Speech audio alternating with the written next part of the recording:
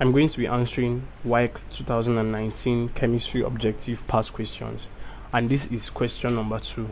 And the question is: a solid substance with high melting point and boiling point is likely to be A. a covalent bonding, B. a dative bonding, C. an electrovalent compound, or D.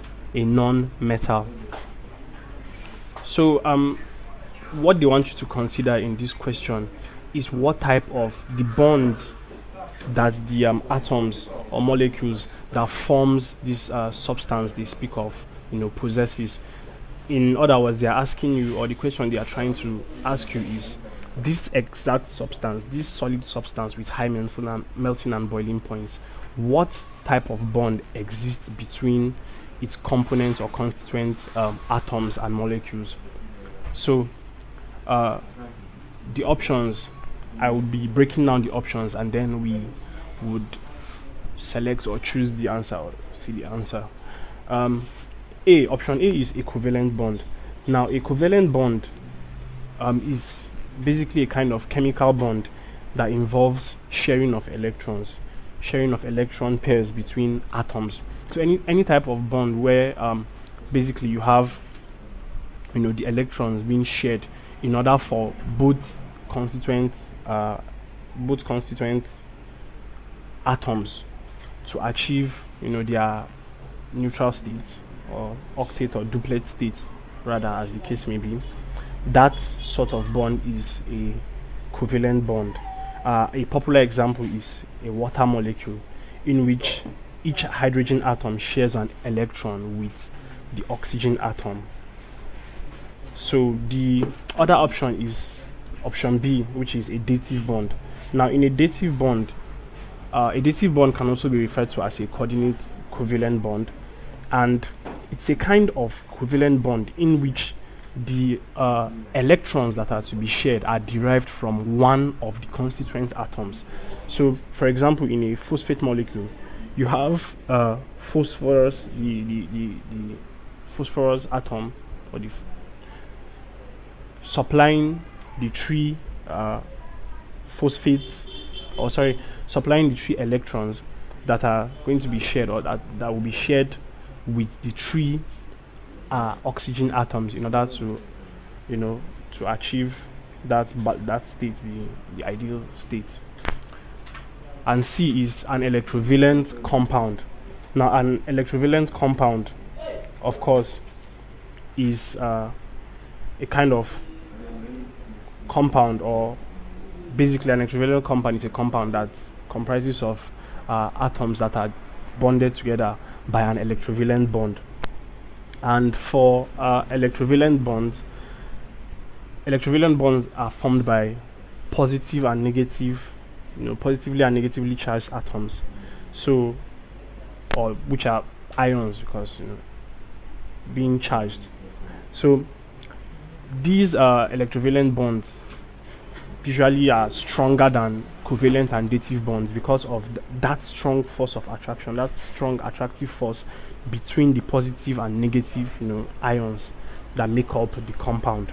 So electrovalent compounds usually have, or usually possess, strong electrovalent bonds.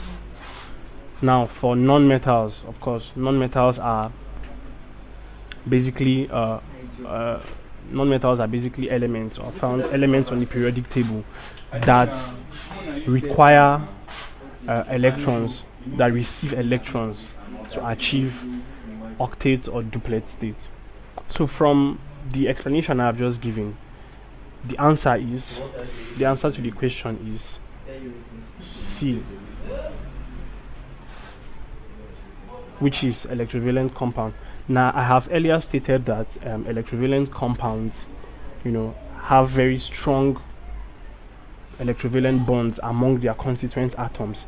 So due to these strong bonds between the constituent substances, constituent atoms, the melting points and boiling points are usually high due to these strong electrovalent bonds, and they are mostly solids. So that's an important fact to note. They are also, or mostly, solid. So electrovalent compounds is the answer to the question. Please subscribe to the YouTube channel for more videos. Thank you.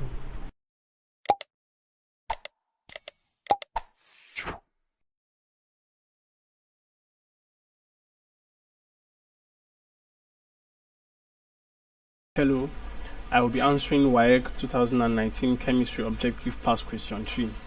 And the question is, which of the following metals reacts slowly to cold water? A. Iron, B. Silver, C. Calcium, and D. Potassium. Now, metal reactions with cold water, or the way metals react on exposure to cold water, is a very important aspect basically in chemistry, and it's important to note which elements, which metals react to cold water and the manner in which they react. Do they react violently, or do they react slowly and much less violently than the other elements? So going straight to the point, sodium reacts fastest and very violently with cold water. It is known for that property. It's a well-known chemical property of sodium. It reacts very quickly and somewhat violently with cold water. However, sodium is not on the options given to us, so I'm just stating that as it's important to know it's a very common property. And then we have from the options given to us, first we have iron. Now iron does not, basically there is no exact known reaction. Iron is not known for its reaction to cold water, neither is silver, but calcium and potassium are known to react with cold water. Now potassium reacts with cold water very vigorously. It reacts very vigorously with cold water. And then calcium also reacts with cold water, but much less slowly than potassium. So a good way to ascertain this, or to deduce this, will be via the electropositive series. Now the electropositive series arranges metals according to their reactivity. So on the electropositive series, first you have potassium, followed by sodium, and then calcium, followed by magnesium, then aluminium, then zinc, then iron, then tin, then dubnium. In case you are unfamiliar with it, it is element 105, then hydrogen, then copper, then mercury, followed by silver, and finally gold. So this is what the electropositive series looks like. Now potassium, sodium, and calcium are known for their reactions with cold water. Like I said, potassium reacts violently, very violently and very fast, vigorously with cold water. Sodium also reacts considerably fast, and then calcium reacts slowly to cold water. So as you progress down the electropositive series, the the quickness of the reaction with cold water decreases until you get to a point, think around aluminium, zinc, where reaction is negligible to non-existent. So the answer, as I've stated, is calcium, which is C. And calcium, like we said, reacts slowly to cold water. Please subscribe to our YouTube channel for more videos and more past question answers and solutions. Thank you.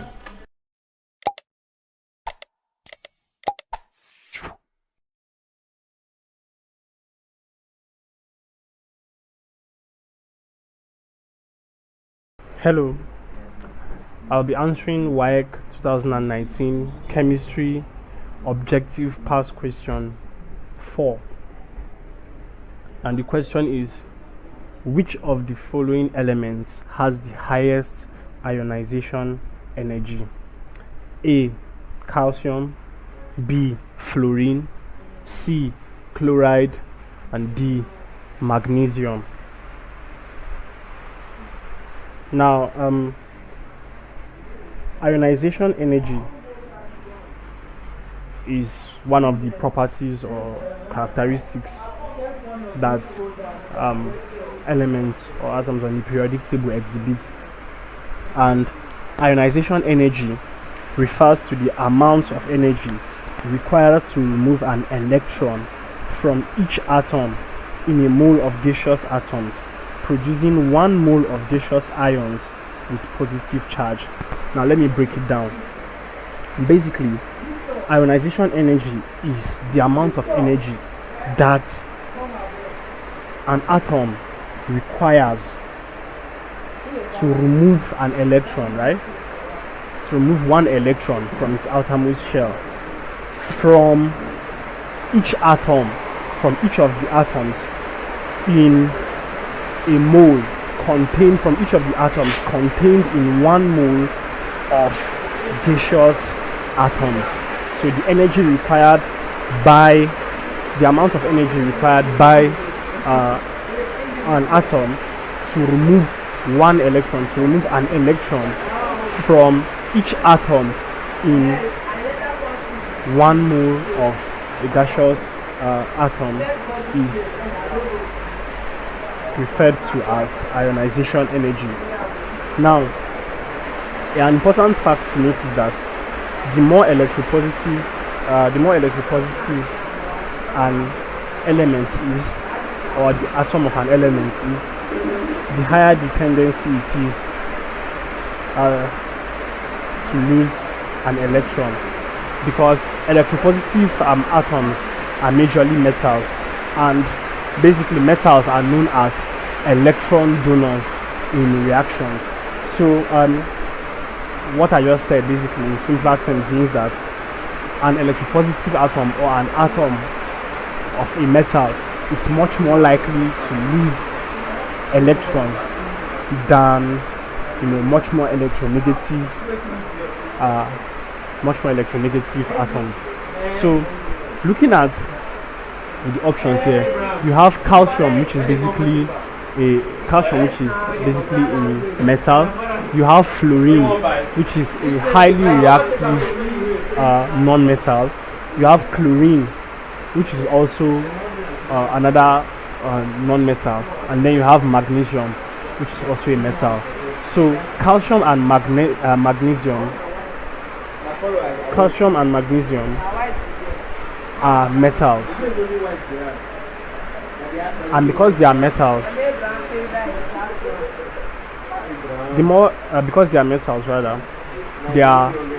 they require lower energy. The energy required for them to remove electrons is lower, so they are ruled out of possibly being the answer, because the question is asking which one has highest ionization energy. Now we'll look at fluorine and chlorine. Fluorine is much more reactive than chlorine, and therefore the answer is B. Fluorine is a much more reactive non-metal than chlorine, so the answer is fluorine.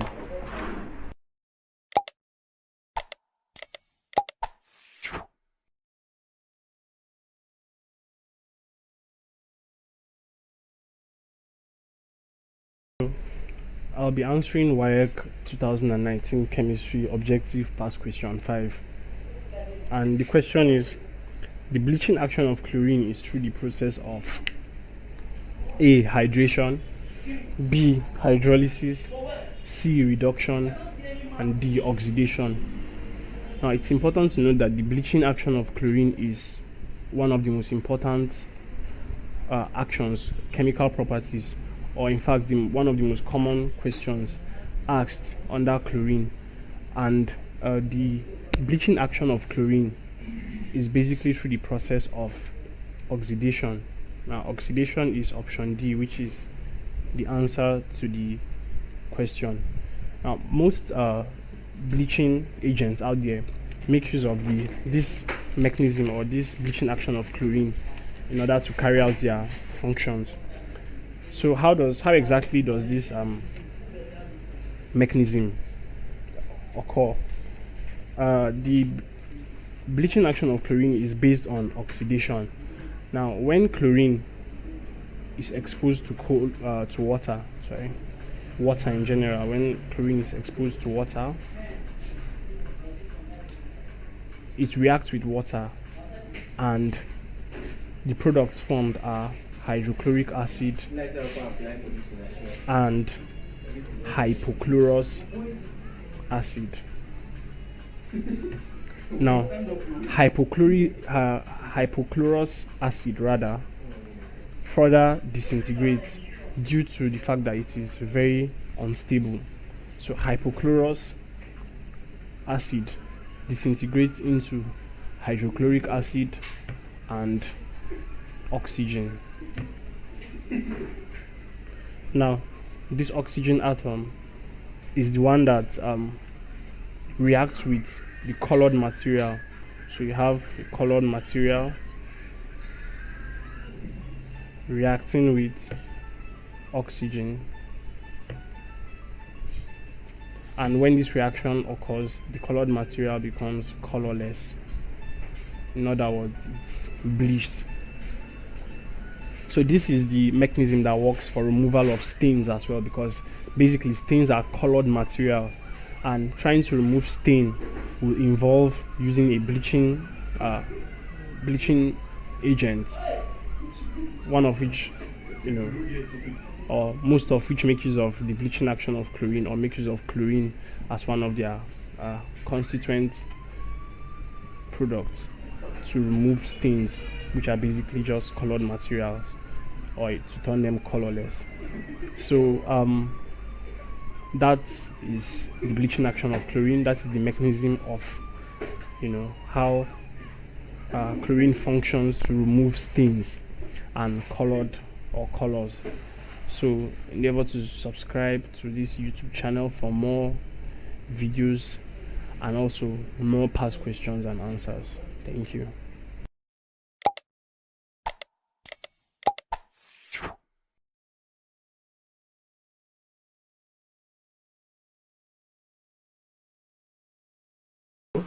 I'm going to be answering Waec 2019 chemistry objective past questions, and this is question number 7. And the question is, calcium and magnesium belong to the same group in the periodic table because both A are metals, B form cation, C form colorless salts, D have same number of valence electrons. Now, the first thing you require to answer this question is the atomic number of calcium and magnesium respectively. So for calcium, the atomic number is 20, and for magnesium, atomic number 12. So once you have gotten once you've established the atomic numbers for both calcium and magnesium, the next will be to determine each electronic configuration, the electronic configuration of calcium and magnesium in the KLMNO format. So as you may know, the KLMNO format expresses the number of electrons in each shell of the atom. So for calcium, the electronic configuration will be 2, 8, 8, 2. The reason is because the innermost shell, the K shell, can take a maximum of 2 electrons. So you have 2 electrons in the K shell. Then L, M, N can take 8 electrons, can take a maximum of 8 electrons, can each take a maximum of 8 electrons. So L for calcium takes 8, M takes 8, and then N, which is the outermost shell in a calcium atom, has 2 electrons. So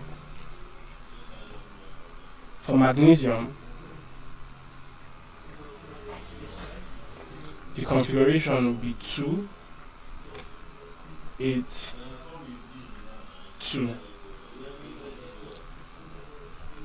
On the K shell, you have 2 electrons.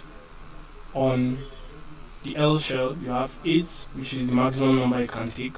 And then for the outermost shell, which is the M shell for magnesium, it has just 2 electrons here.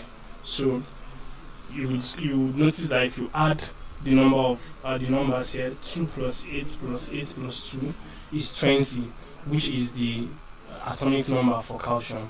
So atomic number, as you may know, is also the number of electrons as well as number of protons, because an atom is neutrally charged, and magnesium, if you add the number here, 2 plus 8 plus 2, it will give you 12. So which is also the atomic number of magnesium. So once as you establish the atomic numbers of both calcium and magnesium, notice that we have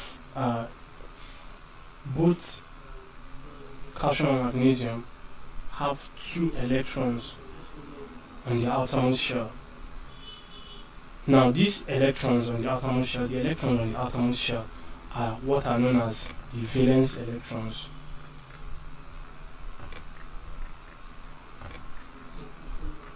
And these valence electrons are the ones that are involved in formation of chemical compounds, or generally involved in chemical reactions. So the number of valence electrons also tells us what group each element belongs to. So since both calcium and magnesium have 2 valence electrons, they belong to the same group.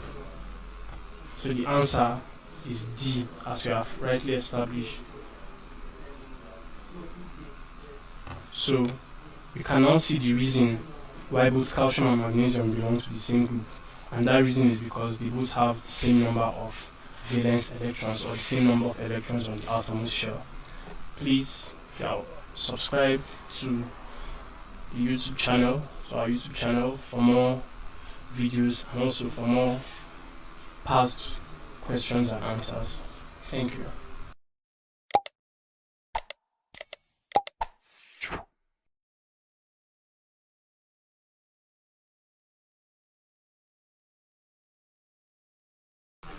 I'm going to be answering Waec 2019 Chemistry Objective Past Question, and this is question number 8. The question is, which of the following substance is non-polar? A. Bromine, B. Ammonia, C. Water, and D. Hydrogen bromide. Which of the following substance is non-polar?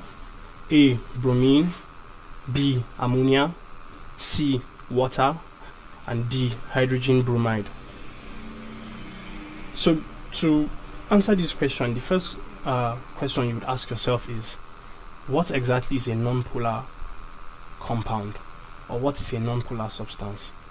And if you have non-polar substances, then chances are there are also polar substances. So what is a polar substance and what is a non-polar substance? Now, I will start from a polar substance.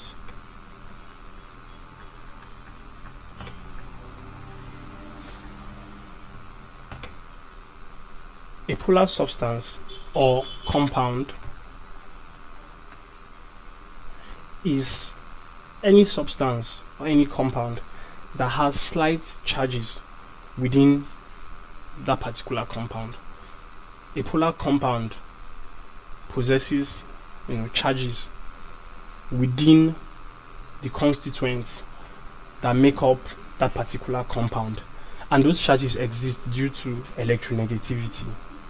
and electronegativity is the attraction of an element, or the tendency for an element to attract electrons. So polar substances basically are compounds, or examples of polar substances or polar compounds are water, hydrochloric acid, ammonia, etc. Now these substances, or these compounds, possess charges within them, and the charges that they possess within them are due to the tendency for them to attract electrons. That is electronegativity. Now as for nonpolar compounds or nonpolar substances are the direct opposite of polar substances.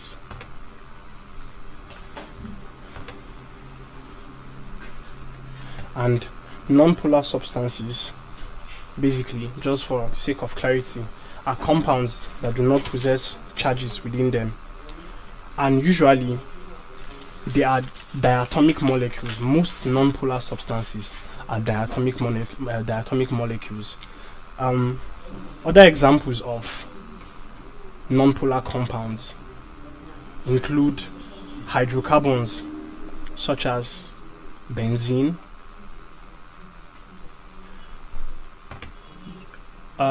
carbon dioxide is also an example of a nonpolar substance, and then all the noble gases, examples of which are helium, neon, are nonpolar substances or nonpolar compounds. Nonpolar substances would be a more appropriate name to call them. Now remember that I also mentioned that diatomic molecules are also examples of nonpolar substances. So from the options, you have bromine, ammonia, water, and hydrogen bromide. Now if you look at ammonia, we have already mentioned ammonia as an example of a polar substance, so ammonia is ruled out. We've mentioned water also as an example of polar substance, so water is ruled out. Hydrogen bromide is a chemical compound that comprises of hydrogen and bromine. So since it is likely to possess charges within it, so hydrogen bromide is ruled out. But bromine, this is bromine, and bromine is a gas, and you would agree with me that most gases exist as diatomic molecules, exist independently as diatomic molecules. Like hydrogen is a gas, so hydrogen exists independently this way as a diatomic molecule. So bromine is a diatomic molecule, and we listed diatomic molecules as examples of nonpolar substances. So the answer would be A, bromine. So bromine is a non-polar substance. Please subscribe to our YouTube channel for more videos and more past questions and answers. Thank you.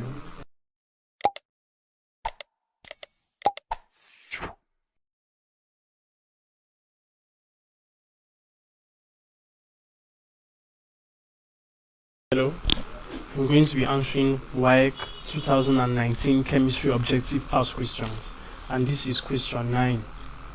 Which of the following pair of components belongs to the same molecular mass? A, ethene and ethyne. B, ethane and ethene. C, carbon 2 oxide and ethene. D, carbon 4 oxide and ethyne. So the first step will be to write down the chemical formulae of each of the compounds given to us. So for ethene, the chemical formula is C2H4. So this is ethene So we have ethine, chemical symbol C2H2. We have ethane, chemical formula C2H6. We have carbon dioxide, sorry, carbon 2 oxide, carbon 2 oxide or carbon monoxide, carbon 2 oxide, CO. Then we have carbon 4 oxide or carbon dioxide, which is CO2. So the first option A is ethene and ethine. So we can see that ethene has 2 carbon atoms and 4 hydrogen atoms, and ethine has 2 carbon atoms and 2 hydrogen atoms. So mathematically it's impossible for them to have the same molecular mass. So option A is ruled out. And then B is ethane and ethene. Similarly, they both have different number of hydrogen atoms. So mathematically it would be impossible for them to have the same molecular mass. So we'll be looking at option C, which is carbon 2 oxide. Now carbon 2 oxide, from the figures given to us, we can calculate its molecular mass, which is 12 plus 16. That is 1 atom of carbon and 1 oxygen atom. So 12 plus 16 is 28. Then ethene, which we'll also be looking at.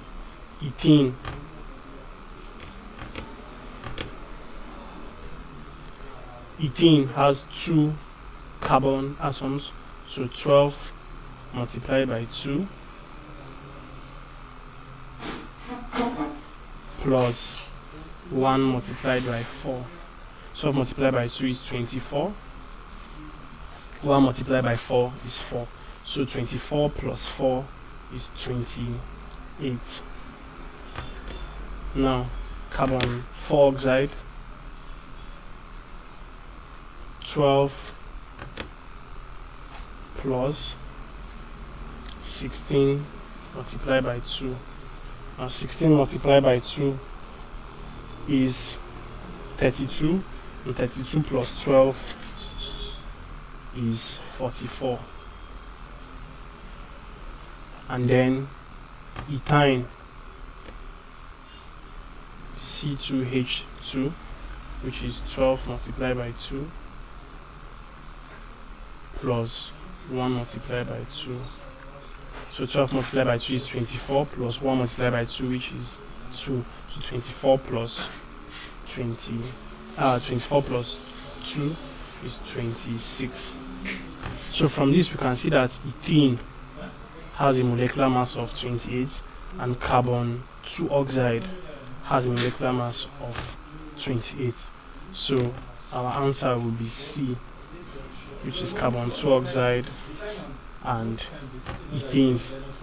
So please subscribe to our YouTube channel, subscribe to this YouTube channel for more videos and also for more past question and answer.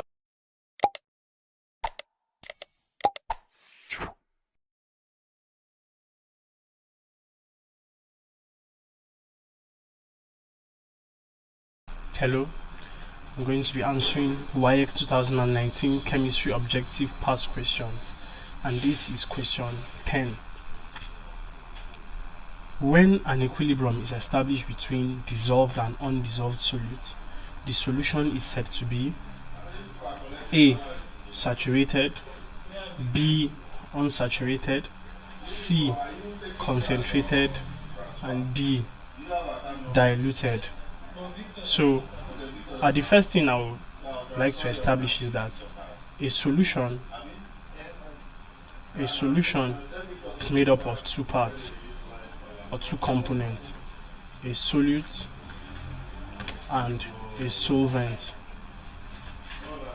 Now, in any topic considering or in solubility generally, the solute is the solid component.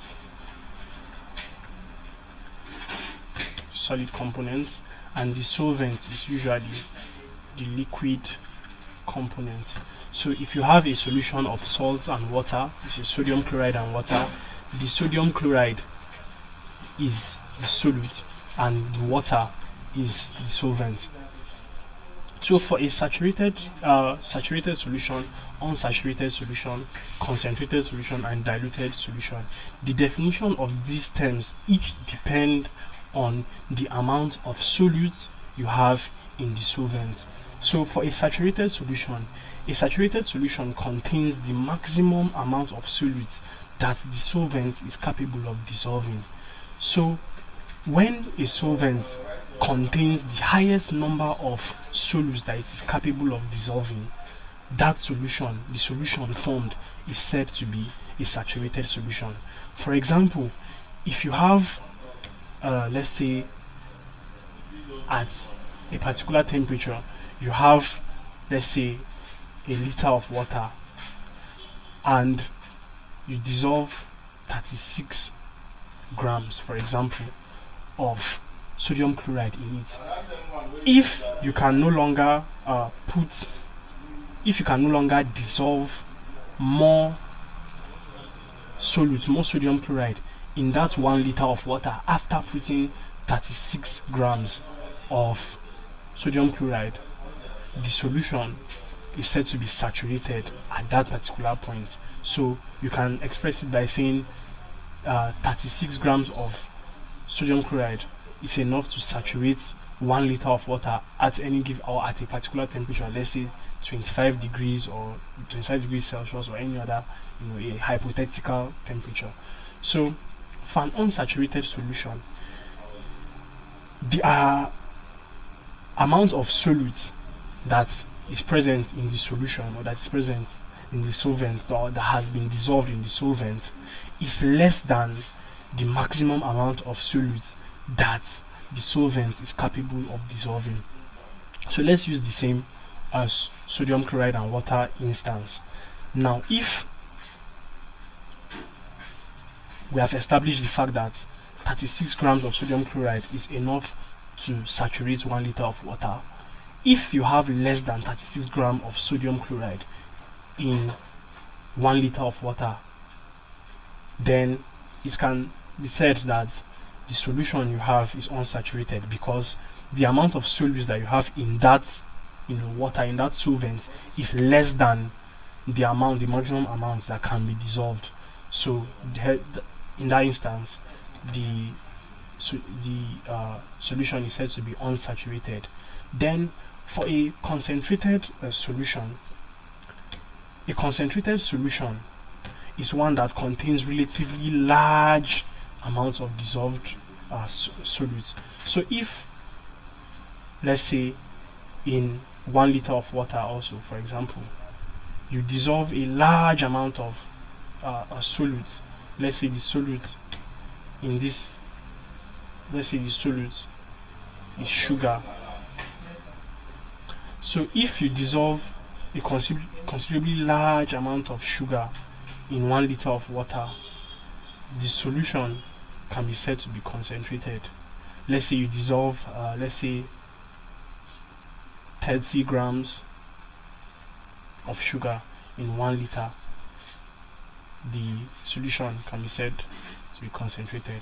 Then for a diluted solution, you have relatively small amount of dissolved solution. So for example, in this same sugar and water instance, let's say you dissolve just 1 gram of sugar in 1 liter of water, the solution can be said to be diluted. Now, one thing I didn't mention is that in a saturated solution, the dissolved solute is in equilibrium with the undissolved solute, because the solvent is incapable of dissolving more solute. So there is an equilibrium established between the dissolved solute and the undissolved solute. and no dissolution will take place again. It doesn't matter how much more solid you put into the solvent or the solution. In this case, the no more solute is going to dissolve. So for this reason, an equilibrium has been established between dissolved solutes and the undissolved solutes. So when an equilibrium is established between dissolved and undissolved solutes, the solution will then be said to be saturated, which is A, and it's our answer. So please subscribe to this YouTube channel.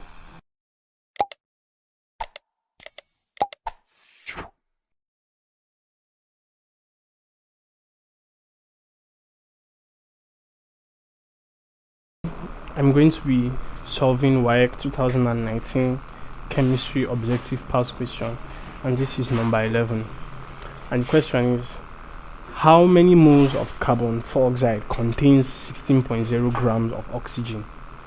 A, 0.20 mole, B, 0.25 mole, C, 0.40 mole, D, 0.50 mole.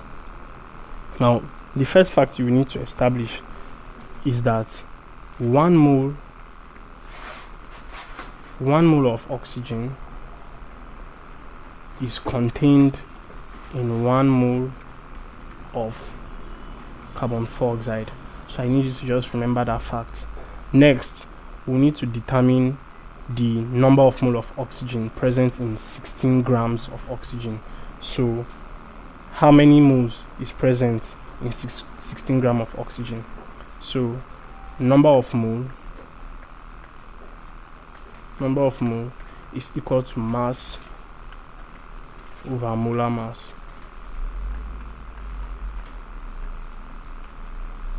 Now the mass we are considering is 16 grams, and the molar mass is 16 multiplied by 2, because there are 2 atoms of oxygen present in a molecule of oxygen, as seen here, O2. So 16 over 32, which is equal to 0.5 mole. Now remember, we established the fact that 1 mole of oxygen is contained in 1 mole of carbon dioxide. So how many mole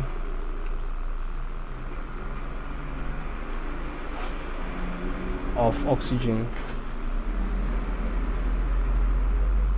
0.5 mole of oxygen is contained in how many moles of carbon dioxide? So if you do a cross multiplication, you would have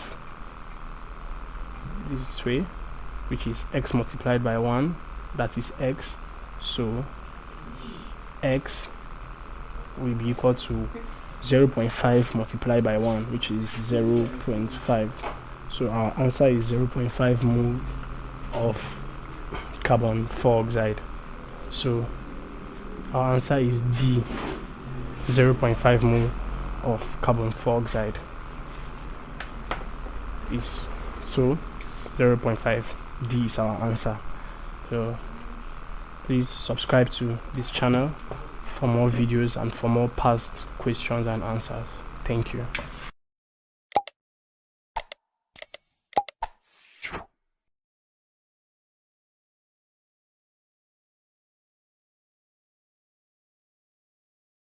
Hello, welcome to Waec 2019 chemistry objective past questions, and this is question 12. Stoichiometry is based on the law of A, multiple proportion, B, constant composition, C, conservation of energy, D, conservation of mass. Now, to answer this question, I will first define stoichiometry.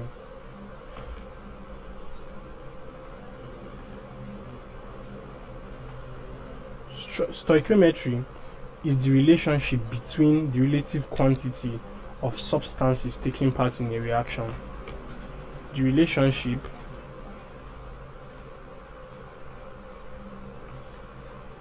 between the quantities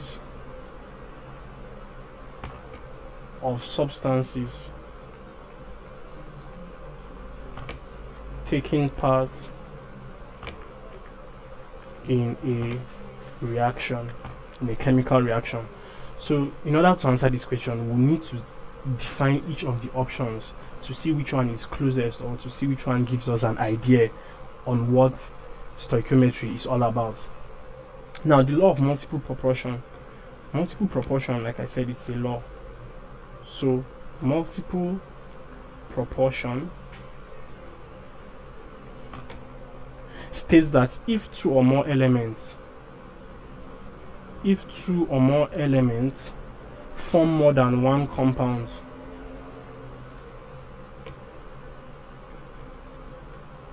form more than one chemical compound, the ratio of the masses of the second element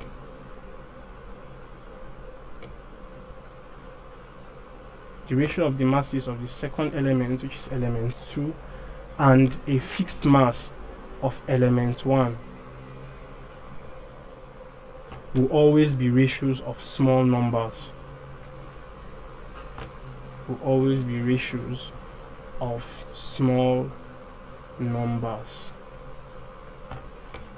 Next, let's look at the law of constant composition. Now, in the law of constant composition,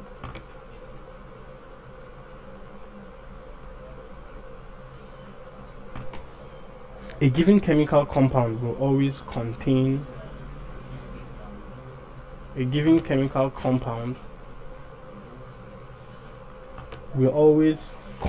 its component elements in fixed ratio. Will always contain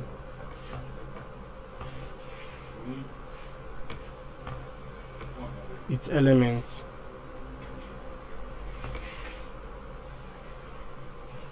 in fixed ratio.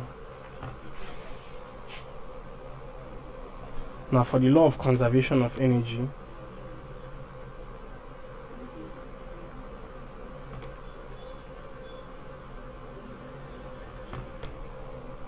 energy can neither be created nor destroyed.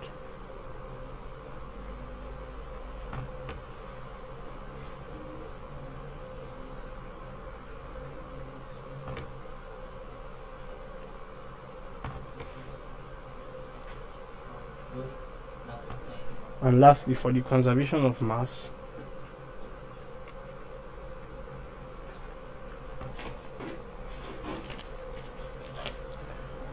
the total reacting mass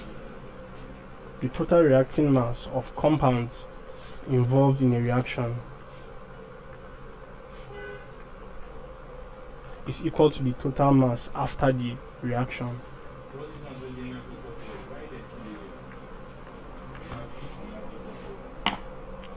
So, in stoichiometry is an aspect of chemistry that is based on measurement of masses, comparing the masses between products and reactants, as we rightly established that this is the relationship between quantities of substances taking part in a reaction. So from this, the law that is given to us amongst the options that talks about masses of components in a reaction being equal to before and after a reaction, or being equal to each other before and after a reaction, is the law of conservation of mass, which is the answer to this question. So please subscribe to this YouTube channel for more past questions and answers, and for more videos.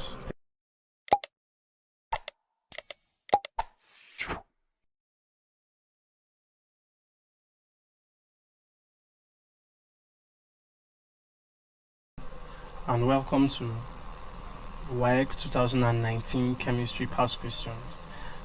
I will be answering question number 13.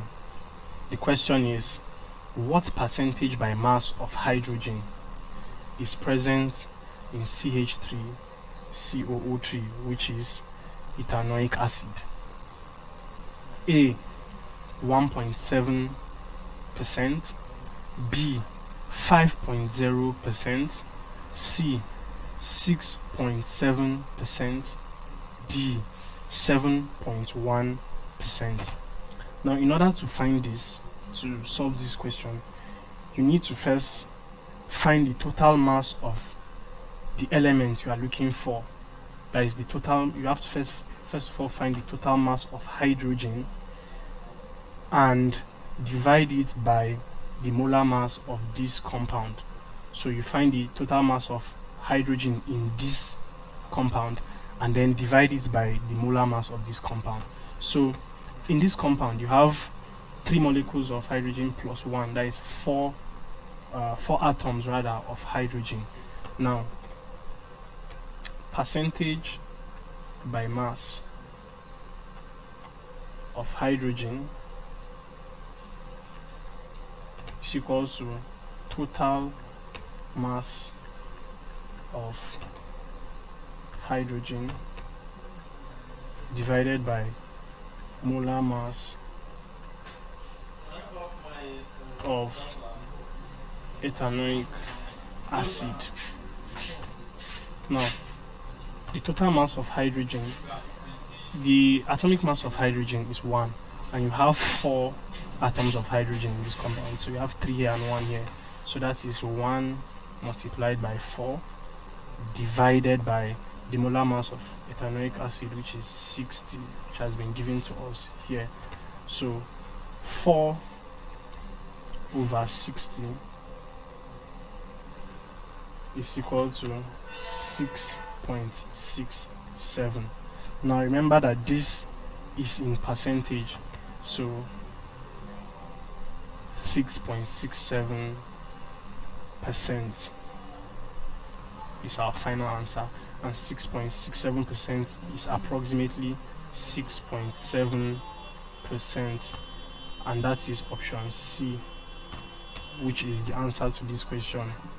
So please subscribe to this YouTube channel for more videos and for more past questions and answers.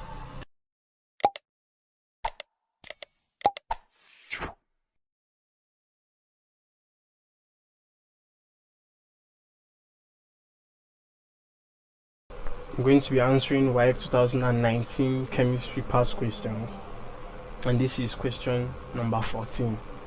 And the question is, which of the following substance has coordinated bonding in its structure? A. Aluminium chloride. B. Sodium chloride. C. Silver chloride. D. Magnesium chloride.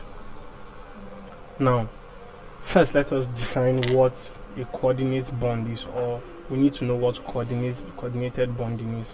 So, what is a coordinate bond? A coordinate bond basically refers to a special type of covalent bond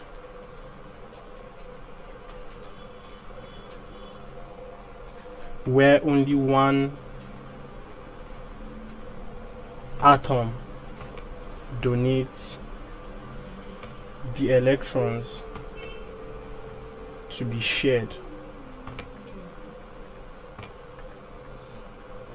in the chemical reaction. Now that we've established what coordinate bonding is, the first option is aluminium chloride, made up of 2 atoms of aluminium and 6 atoms of chlorine. Now structurally, you would have, let me illustrate it. You have aluminium atoms, 2 in number. So aluminium has 3 electrons on its outermost shell. So let's assume this structure I've just drawn is the outermost shell of aluminium. So you have 3 electrons on it. So you have 2 of that.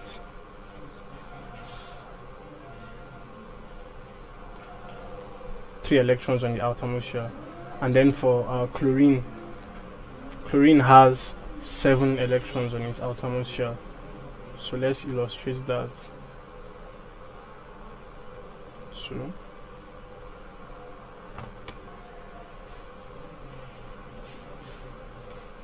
three, 4, 5, 6, 7. So you have 6 of it. Now for sodium chloride, you have 1 sodium atom and 1 chloride or 1 chlorine atom. Now the chlorine atom, of course, as we have said, has 7 on its outermost shell, 7 electrons on its outermost shell, while sodium has 1 electron on its outermost shell.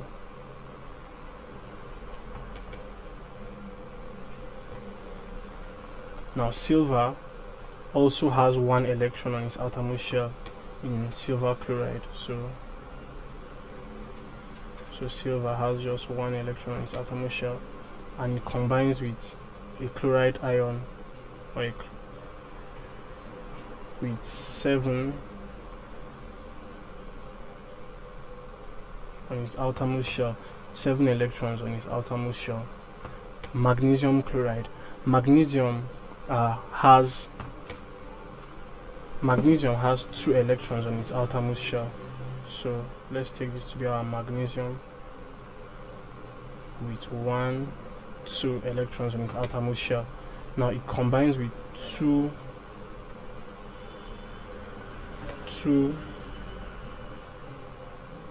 chloride or 2 chlorine atoms that have 7 electrons each on their outermost shell.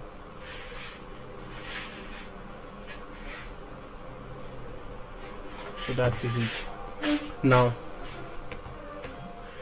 the first thing we have to notice that, or we have to rule out, is that from the way it looks, sodium chloride and silver chloride cannot be under coordinate bonding, because looking at the structures of the atoms, what happens here is electrovalent bonding, because sodium and silver respectively will donate their valence electron to chlorine in order to form the product. As for magnesium chloride will share magnesium chloride will donate rather 2 of its valence electrons to the 2 chlorine atoms. So that is also electrovalent bond. So magnesium chloride, all of them, this and this, are all electrovalent bonds that are formed.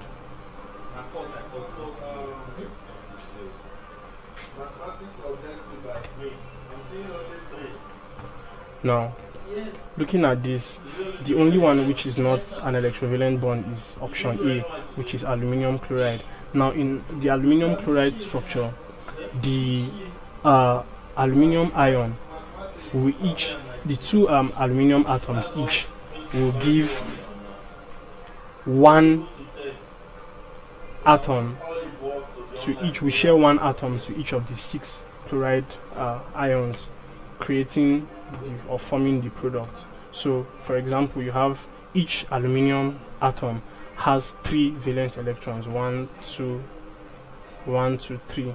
So you have another aluminium with 1, 2, 3. So those 3, and you have 6 chloride.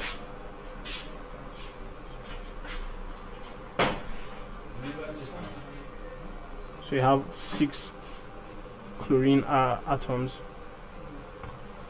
to receive electrons. So they will be shared, and all will come from the aluminium. All will come from the 2 aluminium atoms. So this aluminium atom will share with 3 of the chlorine atoms, and these 3 will share with the remaining 3 chlorine atoms. So the answer is A, which is aluminium chloride. So please subscribe to the YouTube channel and view more past questions and answers, and also more videos. Thank you.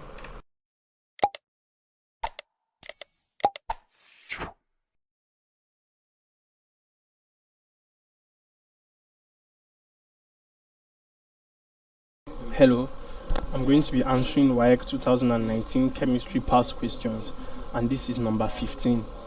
The name of the compound, so you have this compound structure, the structure of the compound given to you here, is A, 2-methylbutane, B, 2,2-dimethylbutane, C, 2-methylpentane, D, 2,2-dimethylpentane. Now, in order to name the compound properly, you will need to represent or rewrite this structure in a better form that will enable you name the compound. Now, to write that structure, first you count the number of carbon atoms you have in the main structure. So you won't count this one in the brackets, just the one outside, the carbon atoms you have outside. So you have 1, 2, 3, 4, 5 carbon atoms. So you write it this way: 1, 2, 3, 4, 5 carbon atoms. So you have 5 carbon atoms here. Now you begin then to add the hydrogen atoms and every other functional group that is present there. So to the first carbon you have 3 hydrogen atoms. So this is the first, this is the second, and this is the third. Now for the second carbon atom you have a methyl group, so CH3, write it there. Then so the methyl groups are 2, as you can see here, CH3 in bracket, then 2. So there are 2 methyl groups, so you add the second methyl group here. Then CH2 is next, so you have 2 hydrogen atoms here, so 1 here and 1 up here. Then for the fourth you also have 2 hydrogen atoms, represented this way. For the fifth you have 3, so this,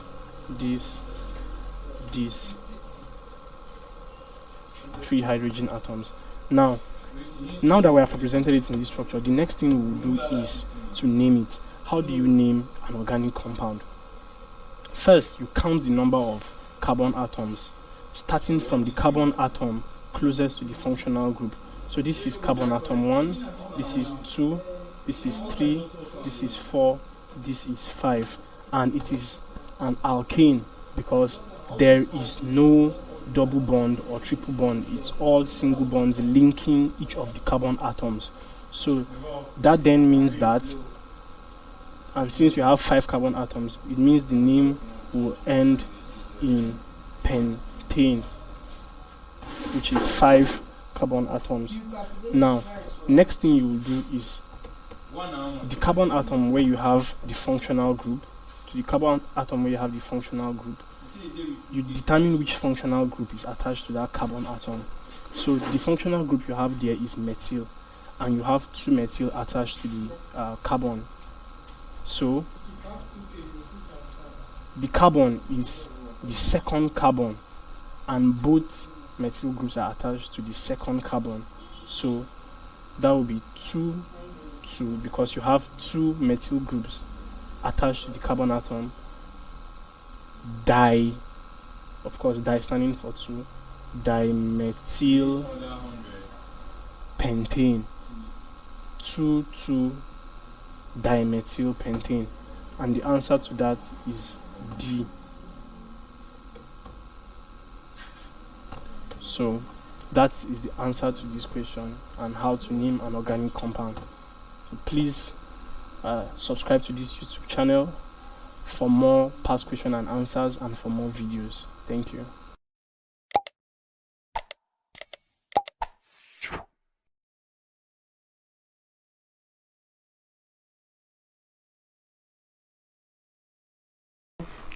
I'm going to be answering Waec 2019 chemistry past question, and this is question 16. The properties of a good primary standard include the following except A. High molecular mass, B. Low molecular mass, C. High degree of purity, D. Readily available. Now first I will define what a primary standard is. A primary standard is a chemical reagent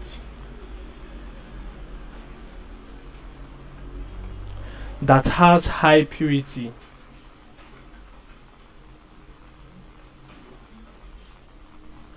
and is sufficiently accurate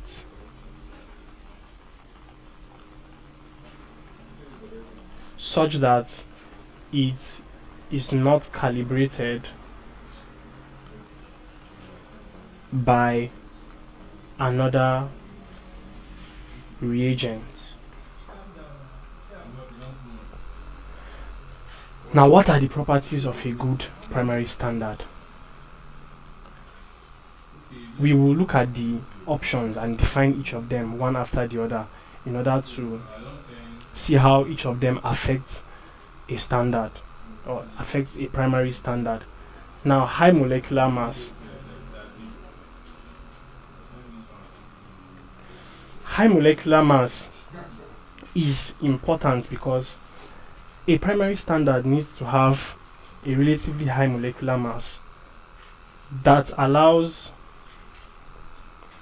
them to be easily measured.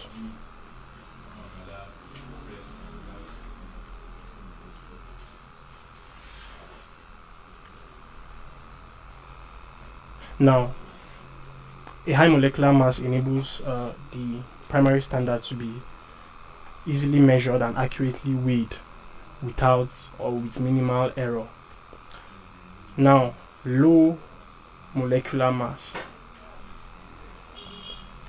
The low molecular mass, of course, is opposite of high molecular mass, and if it is opposite of high molecular mass, it means that there will be difficulty in measurement.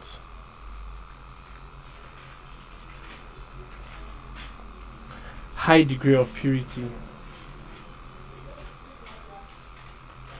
For high degree of purity, the primary standard must have a sufficiently high degree of purity such that calibration is not needed.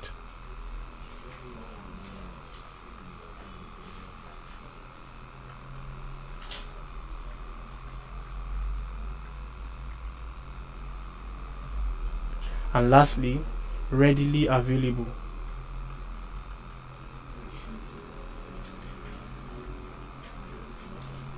Of course, a good primary standard must be available, readily, must easily be obtained without difficulty. Now, examples of primary standards include sodium chloride, zinc powder, sodium oxalate, which is NaC2O4, etc. Now, from the definitions we have given, we see that low molecular mass will make the standard to be difficult in measuring. Therefore, low molecular mass is not a good property for a primary standard to have, and therefore the answer is B, low molecular mass. Please subscribe to this YouTube channel for more past questions and answer, and also for more videos. Thank you.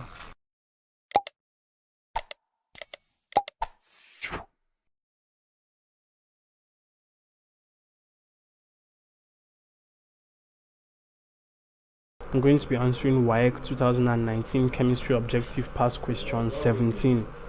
What is the solubility of a salt X at 25 degrees Celsius if the standard solution of the salt contains 0.28 grams in 100 cm3 of solution?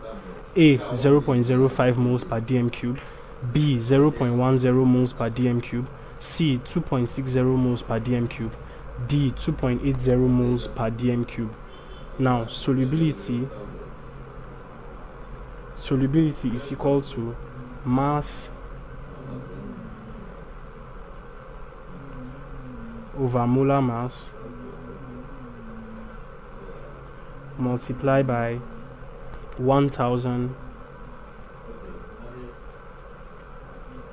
over volume.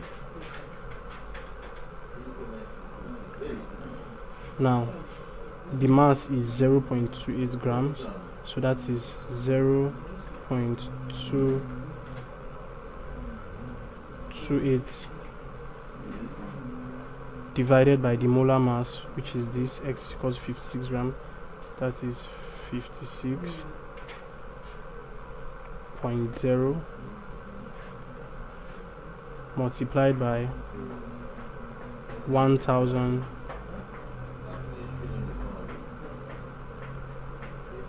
over volume, which is 100 cm cube, so that is over 100.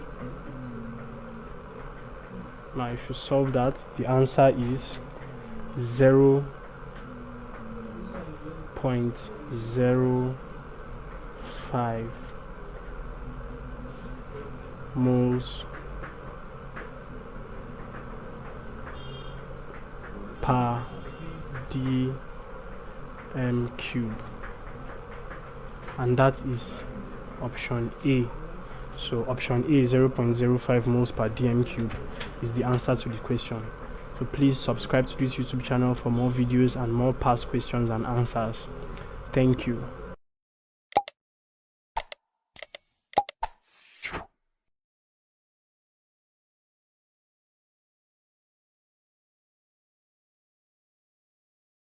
I'm going to be answering Waec 2019 chemistry objective past question 18. Vinegar is an aqueous solution of A. hydrochloric acid, B. ethandoic acid, C. ethanoic acid, D. hydrofluoric acid. Now first things first, what is vinegar? Now vinegar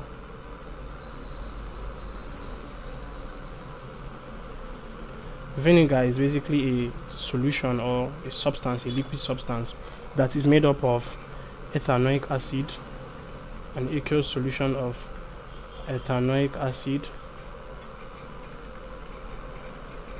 mixed with some flavorings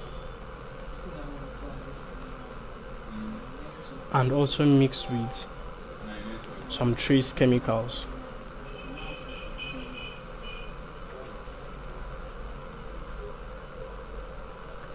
So for hydrochloric acid, which is HCl, the aqueous solution of it basically retains the physical and chemical properties of hydrochloric acid. The same thing for ethandoic acid, which is C2H2O4. Aqueous solution still retains physical and the chemical properties specifically of ethandoic acid. For ethanoic acid, we've established that a mixture of it with other substances gives us vinegar. Then for hydrofluoric acid, which is HF,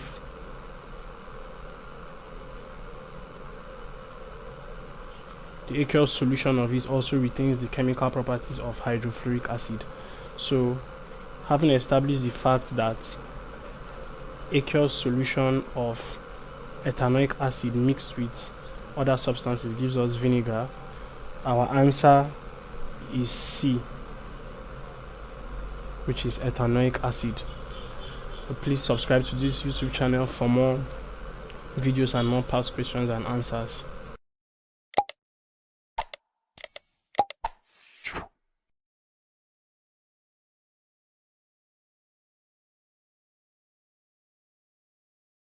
I'm going to be answering Waec 2019 chemistry objective past question 19. Which of the following solutions contains 1 mole per dm cube of the solution would have the lowest pH? A. ethanoic acid, B. hydrochloric acid, C. sodium chloride, D. sodium hydrogen trioxocarbonate 4. So you are basically the question asks which of the following substances has the lowest pH, if you are to rephrase. And by pH, what is meant is the degree of acidity of the substance. Also, it can be expressed as the concentration of hydrogen ions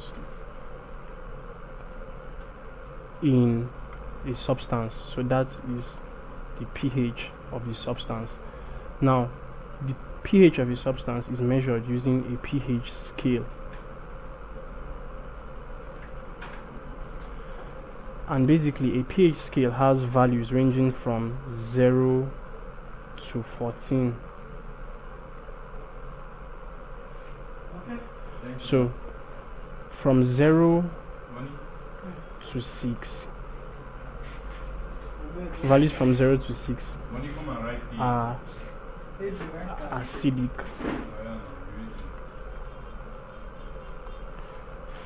Values of 7, or the value 7, is considered neutral. Meanwhile, from 8 to 14 is considered alkaline.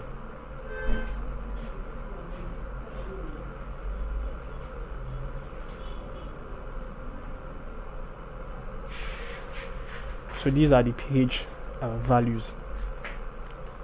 So for ethandoic acid is a weak acid, and since it's a weak acid, it has values ranging from around 4 to 6. Now for hydrochloric acid, it has a pH value of about 3.01. Sodium chloride has a pH value of about 7, so it is considered neutral.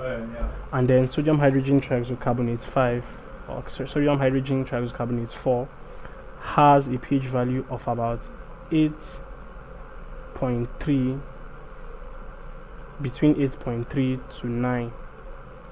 Hence, it is considered alkaline.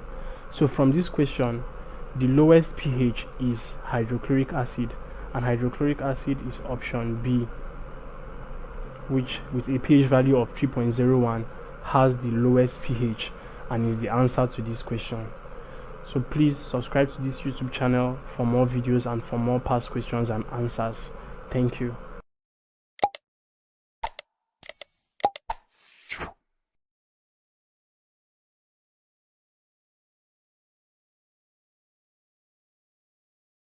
I'm going to be answering Waec 2019 Chemistry Objective Past Question 22. Consider the following reactions. So you have aluminium hydroxide reacting with tetraoxosulfate 6 acid to yield aluminium tetraoxosulfate 6 and water. How many moles of tetraoxosulfate 6 acid is needed to proceed 0.5 moles of aluminium tetraoxosulfate 6?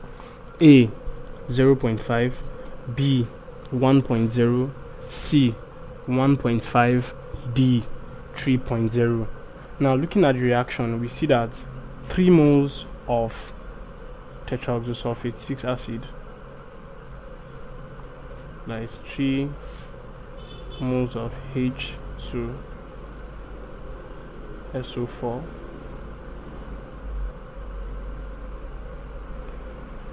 will react with aluminium hydroxide here to give just 1 mole of aluminium tetraoxosulfate 6.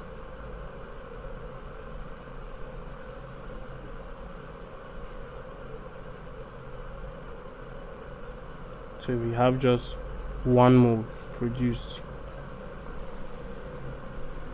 So the question asks, how many moles of tetraoxosulfate 6 acid is required to proceed 0.5 moles of aluminium tetraoxosulfate 6?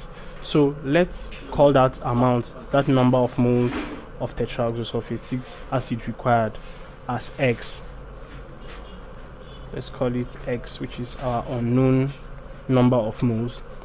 Now, if 3 moles of H2SO4 produces 1 mole of this, so I'll add 1 here, that is 3 moles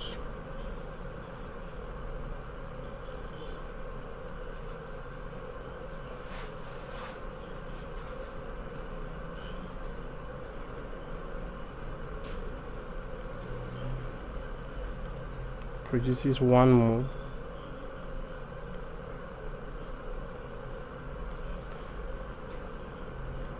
how many moles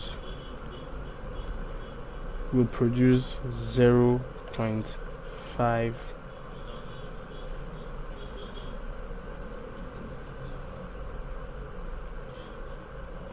moles? Now, by simple cross multiplication, x moles will be equal to 3 multiplied by 0.5,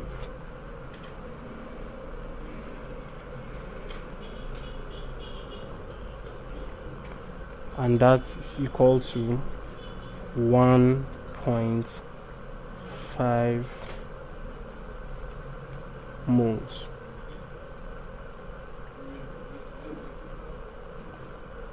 So this means that 1.5 moles of tetraoxosulfate 6 acid will be required to produce 0.5 mole of aluminium tetraoxosulfate 6. So our answer is C, which is 1.5 mole. So please subscribe to this YouTube channel for more videos and for more past questions and answers. Thank you.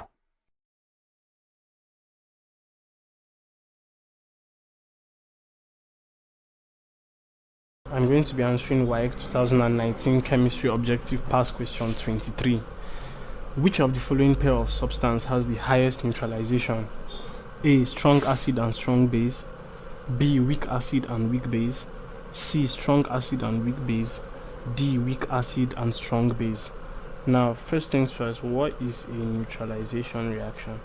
Now, a neutralization reaction is one that involves, or is the reaction between an acid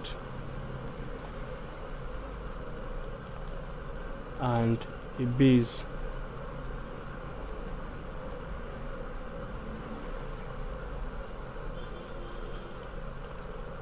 to yield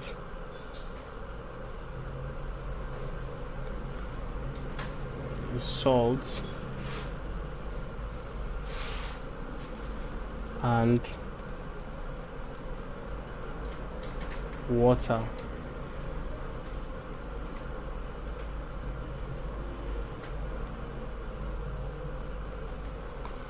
Now, an acid is a chemical substance that dissociates in water to liberate hydrogen ions, while a base dissociates in water as well to liberate hydroxyl ions. So what differentiates a strong acid from a weak acid? A strong acid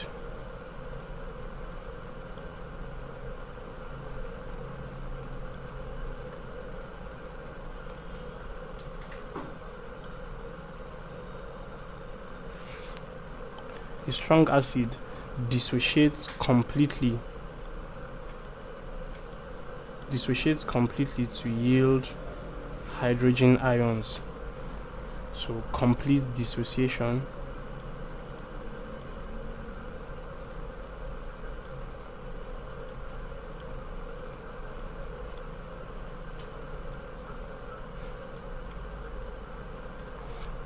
and a strong base dissociates completely as well to yield hydroxyl ions.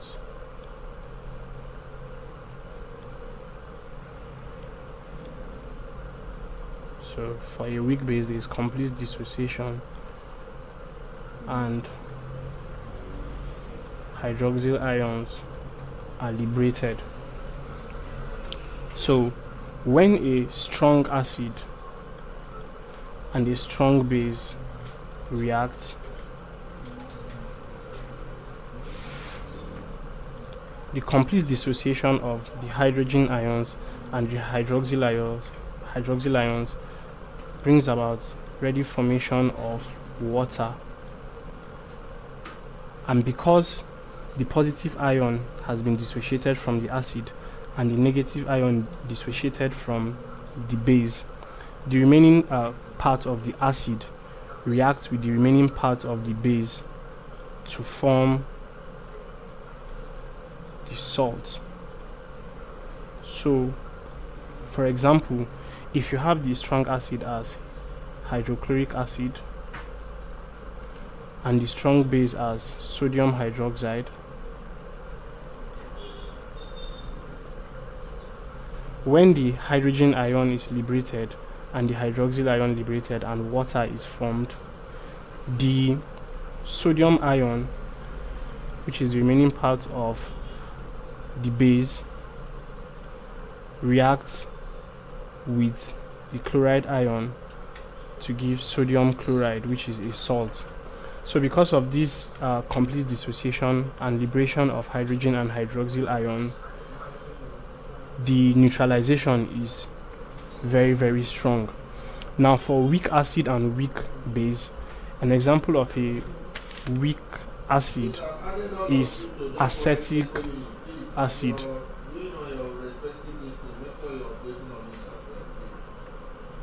Acetic acid is an example of a weak acid. Now when acetic acid reacts with a weak base such as ammonia, there is partial dissociation of hydrogen ions from acetic acid and partial dissociation of hydroxyl ions from the ammonia, and for that reason salt and water isn't readily formed because of the partial dissociation. Similarly, when a strong acid reacts with the weak base, because the weak base does not liberate all its hydroxyl ions, neutralization to form a salt doesn't take place very easily, and also the same for weak acid and strong base. So from the explanation given, the strongest reaction or the highest neutralization is between a strong acid and a strong base, which is option A. So please subscribe to this YouTube channel for more videos and more past questions and answers. Thank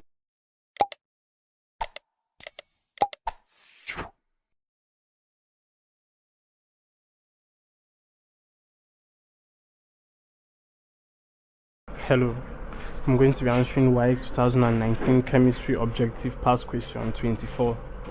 When quicklime dissolves in water, A. Heat is absorbed, B. Heat is evolved, C. Oxygen is liberated, D. Hydrogen is given off. Now, first things first, what is quicklime? Now, quicklime is the compound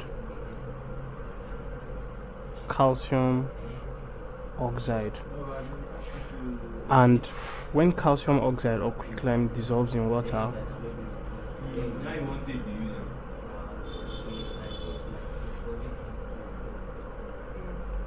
when it reacts or is dissolved in water, the product given off is calcium hydroxide.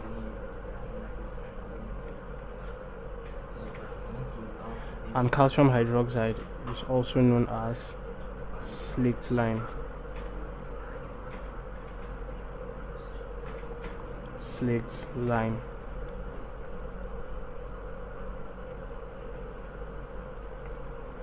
Now this reaction between calcium oxide and water, or quicklime and water, is exothermic.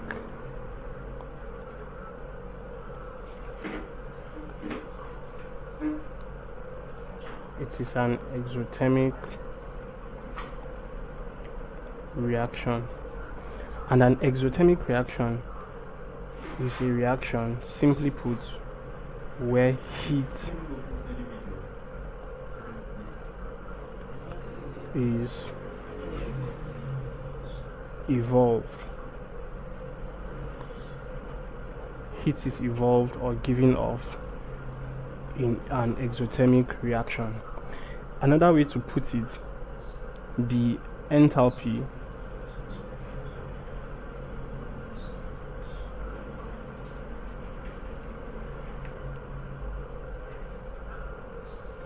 the enthalpy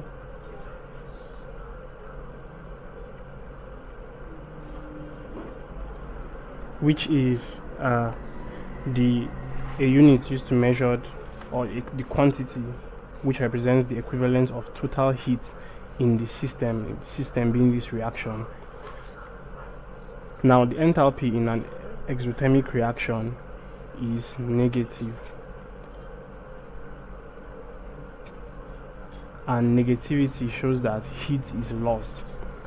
So from this reaction, or from this analysis, when quicklime dissolves in water, it gives slaked lime, and we have established that the reaction is exothermic. Hence the answer is B, which is heat is evolved. So please subscribe to this YouTube channel for more videos and for more past questions and answers.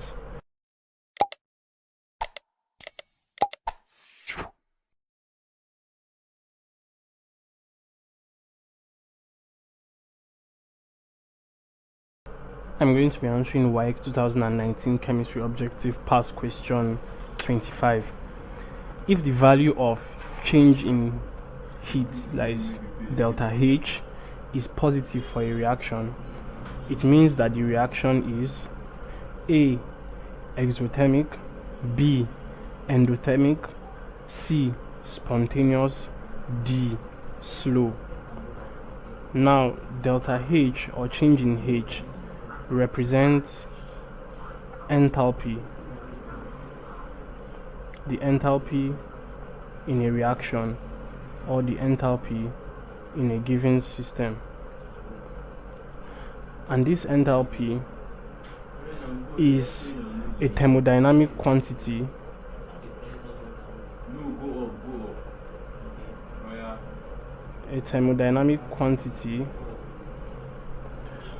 which is equal to, or which can be referred to as, the total heat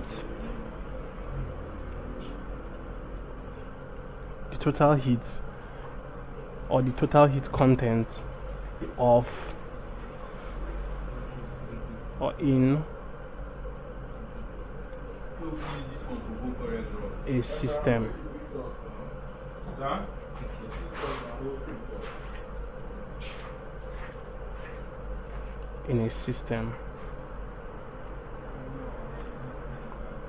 So that is what delta H stands for. Now, an exothermic reaction is a reaction where heat is evolved, and if heat is lost, that means delta H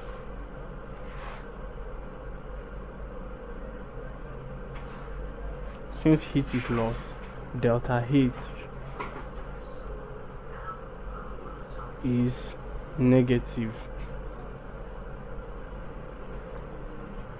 For an endothermic reaction, heat is gained or heat is absorbed. Therefore, delta H is positive for an endothermic reaction.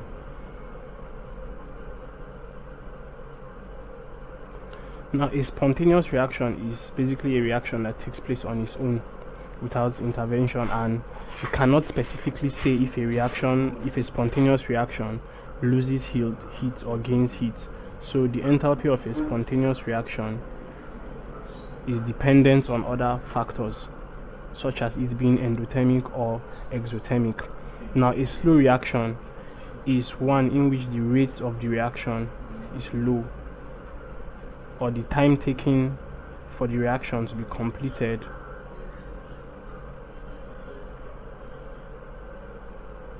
is low, it's very slow. So by these definitions, an exothermic reaction is negative enthalpy, an endothermic reaction is positive enthalpy. So from the question, it asks for positive enthalpy, and we have established that it is an endothermic reaction. So our answer will be B, which is endothermic reaction, where delta H or enthalpy is positive. So please subscribe to this YouTube channel for more videos and more past questions and answers.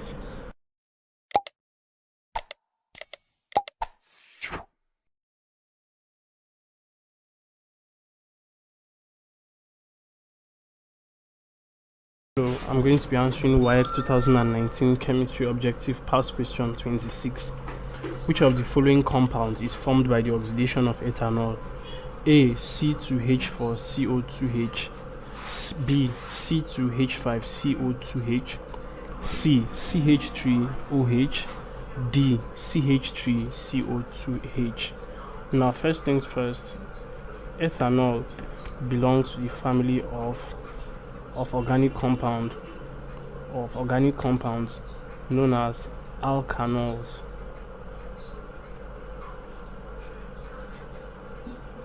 And alkanols are known for their functional group, which is OH. So they are known for having an OH functional group attached to them. And the chemical formula of ethanol is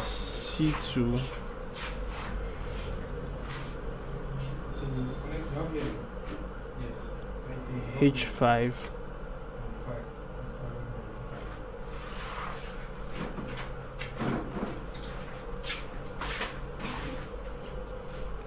OH. So you can see that ethanol has the functional group OH attached to it. Now, in the oxidation of ethanol reacts with a compound known as sodium dichromate.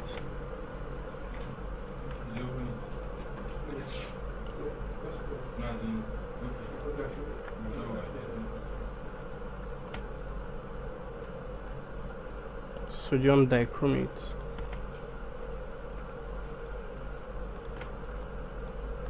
It is the first stage in the oxidation of ethanol. So sodium dichromate reacting with ethanol to produce ethanol represents the first stage in the oxidation of ethanol. And ethanol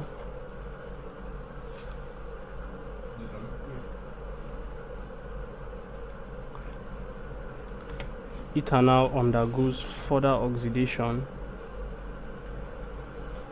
to give the product of the reaction, which is acetic acid.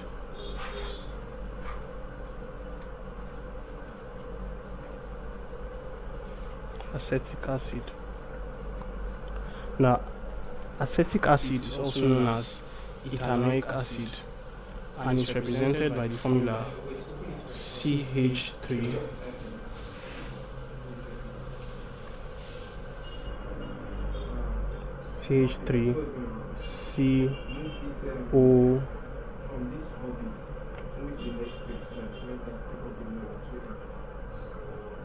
COOH. And CH3COOH can also be written as CH3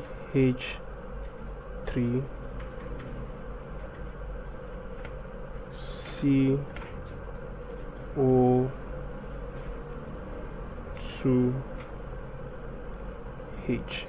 The reason is because here you have two oxygen atoms, so represented by CO2H. So that is the process of the oxidation of ethanol. You have ethanol first being oxidized by sodium dichromate, which has a formula of Na2 Cr2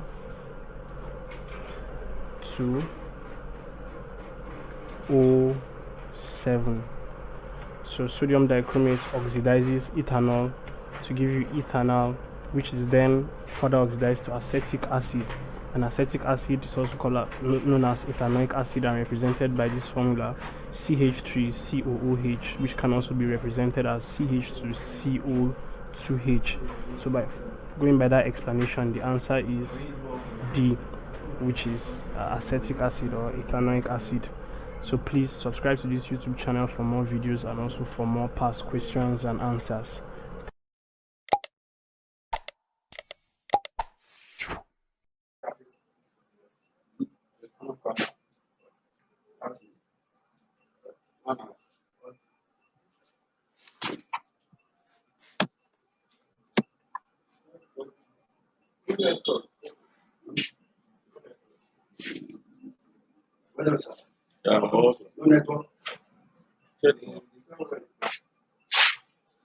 It's not like that. Refresh it now. What's happening?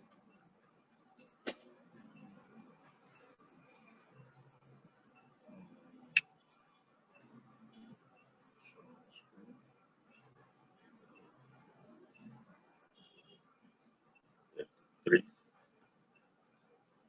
Number 27. That's the new thing now.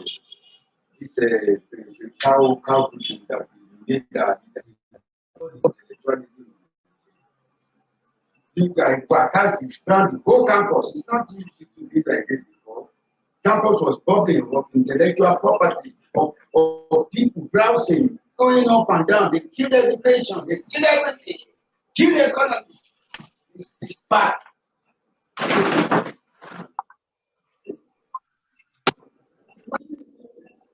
Chika, how are you?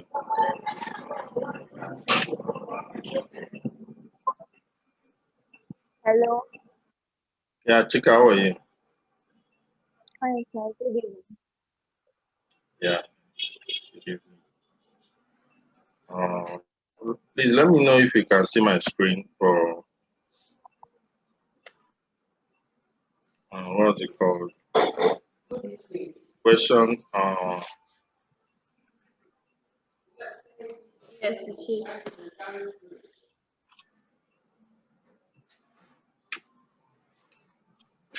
We are starting from the chemistry. Where did we stop the last time?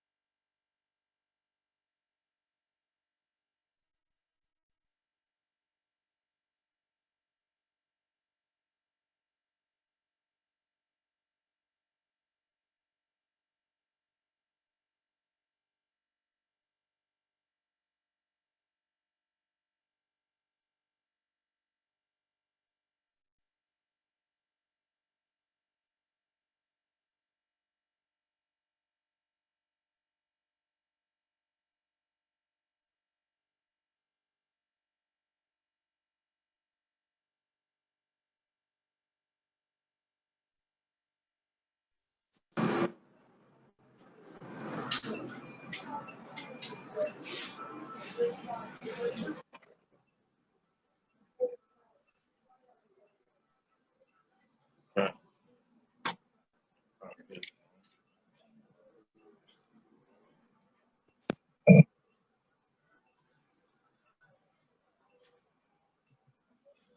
Chika, can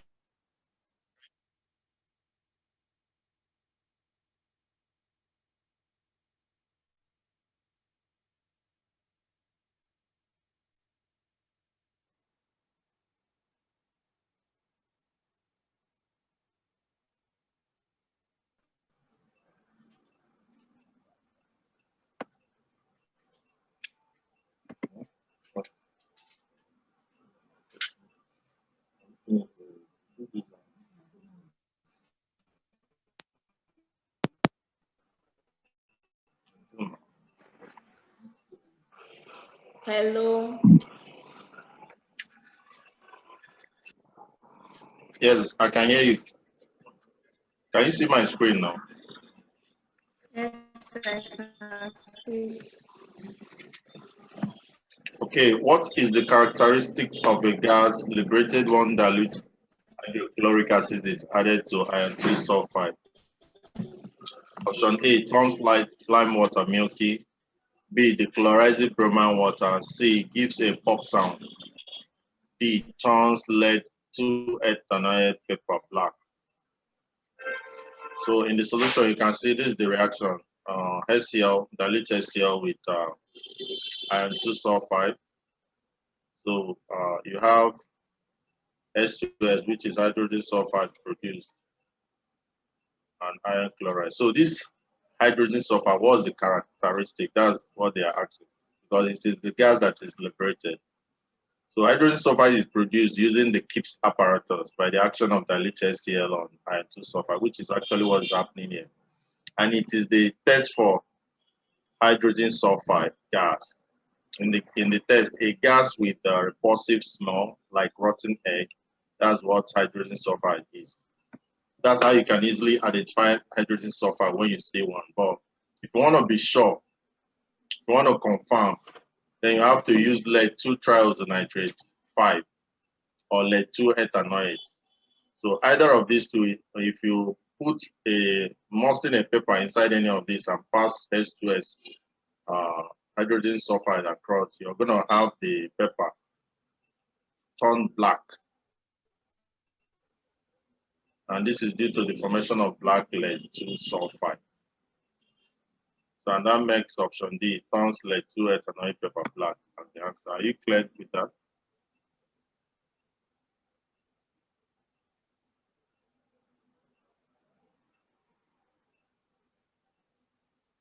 Are you okay? I cannot hear you.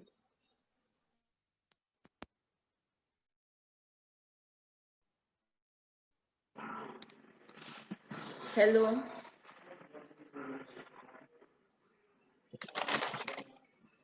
Hello. Hello? I said I'm Hello? clear. Yeah. Do I continue? Yes, You said? I'm clear on that. Huh? I understand. Okay. An organic compound contains 72% carbon, 12% hydrogen, and 60% oxygen by mass. What is the empirical formula for the compound? What is the empirical formula? Now, empirical formula is the formula in its simplest ratio. So given the percentage composition by mass, this is how you lay out the solving. First of all, you're going to prepare a table containing the elements that are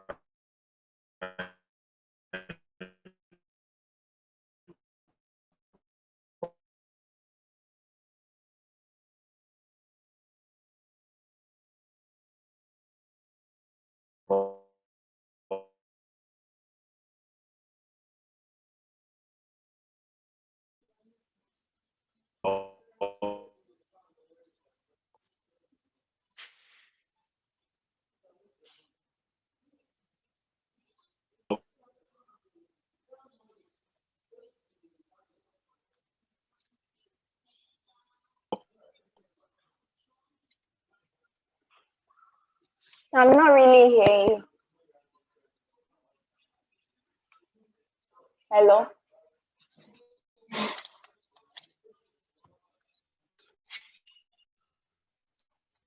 Hello.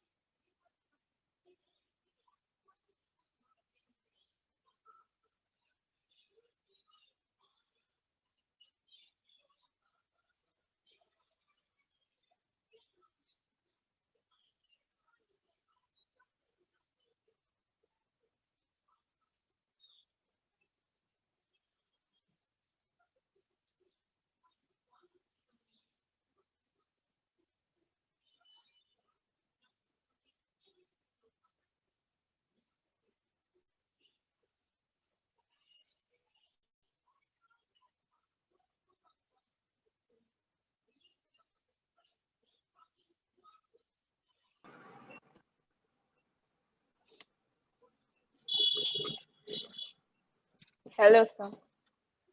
Yeah. Hello, Sorry. sir. Yeah, sorry. I think it's from my network. Yes. Abby? Okay. Yes, sir. An organic compound contains 72% carbon, 12% hydrogen, and 16% oxygen by mole. What is the empirical formula? Empirical formula is the formula in its with the constituent elements in its simplest ratio. And to solve it, you have to lay it out in a table like this, having the different elements involved, C, H, and O.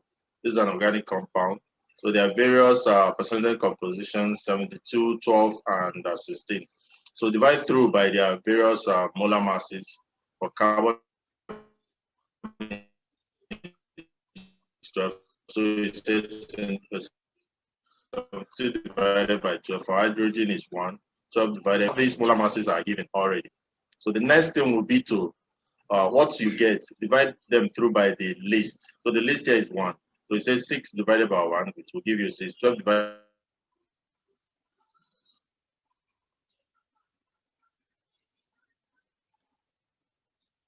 by 1, 12. 1 divided by 1, 1. So anything you get, that ratio tells you more about the empirical formula. So you have 6, 12, 1. So for C is 6, H is 12, O is 1.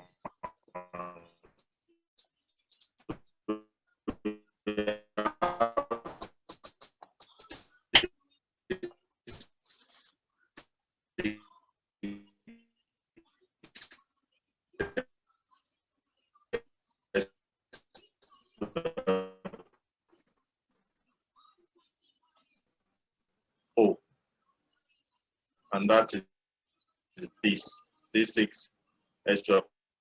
Oh, that makes option B the right answer. Okay, sir. Ah, hello. Oh my God, I joined the speaker. Sorry. Sorry.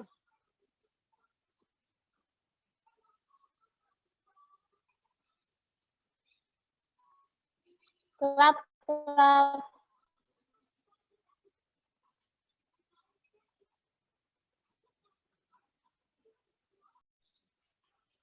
Can you hear me now? Yes, I can hear you.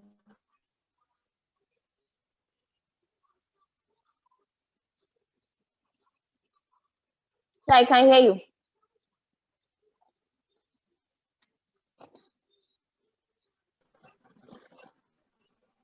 Can you hear me? Can you hear me? Yes, sir, we can continue. Can you hear me? Can you hear me now?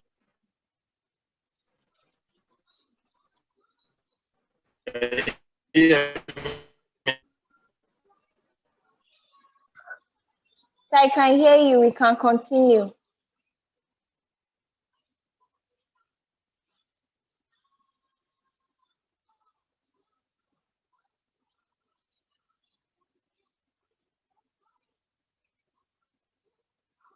Oh my God.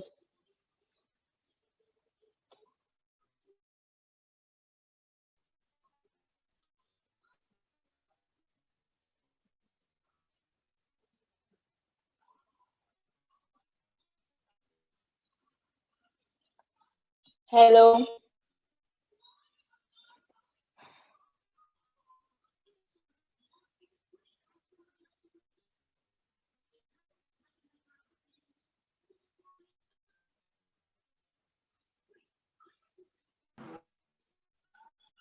I said I can hear you.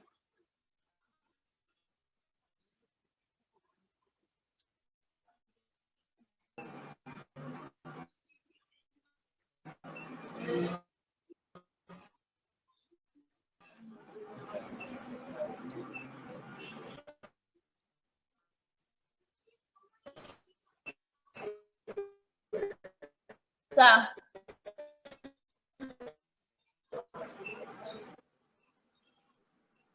Are you there? Yes, I said I can hear you. Yes.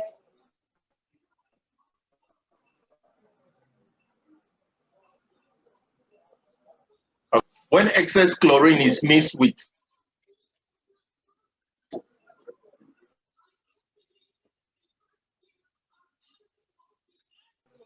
ethane,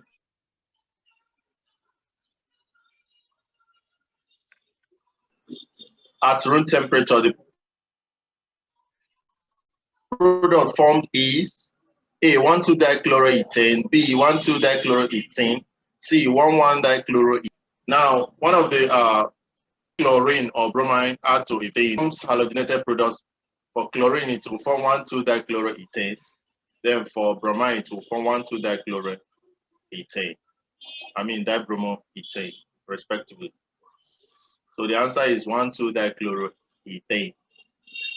So take note, this is ethane. I actually got these questions from what you sent me, and some of them were not very clear.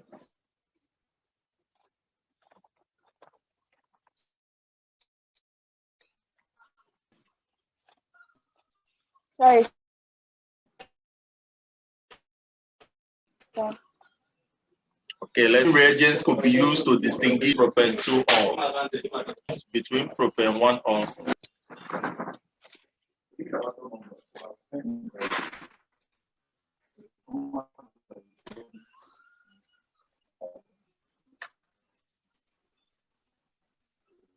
So we have potassium dichromate 7.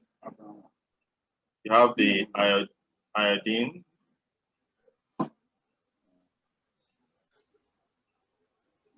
You have CH3COOH and sodium chloride. So how do you distinguish between propan 1-ol and propan 2-ol? So basically, when they undergo, whereas propan 2-ol forms propane. And what you can use for such oxidation is either K2, CR2O7 or KMnO4.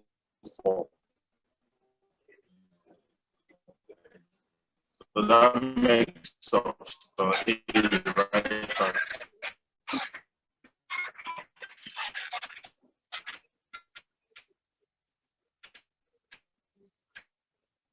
I don't understand how it's correlating to the question.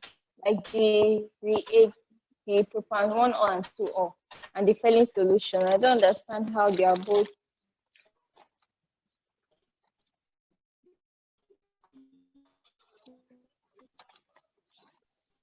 Did you hear? Are you there? Hello. So I said I don't understand how the propan 1 and 2-ol are correlating with the failing So that's solution. question 30. Let's move over to 31. If you can see my screen, let me know. Hello.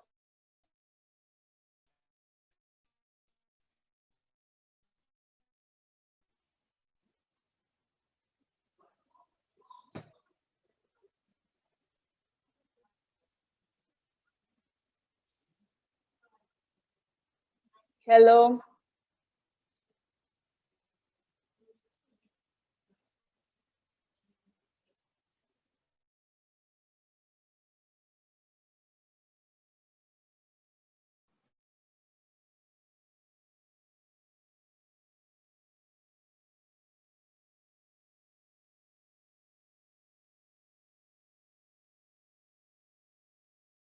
Check out. Or you can differentiate them by K2CR2O7. So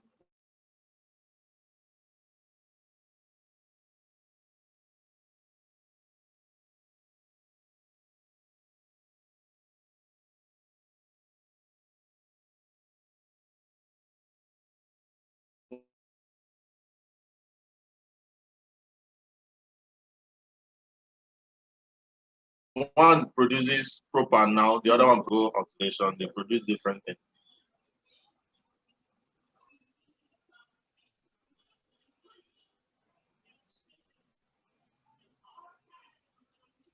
Hello. Yeah, can you hear me? Yes, I can Can hear we you. move on? Yes. Let's move on. The network is so bad, I don't know why. Because I've already finished this chemistry.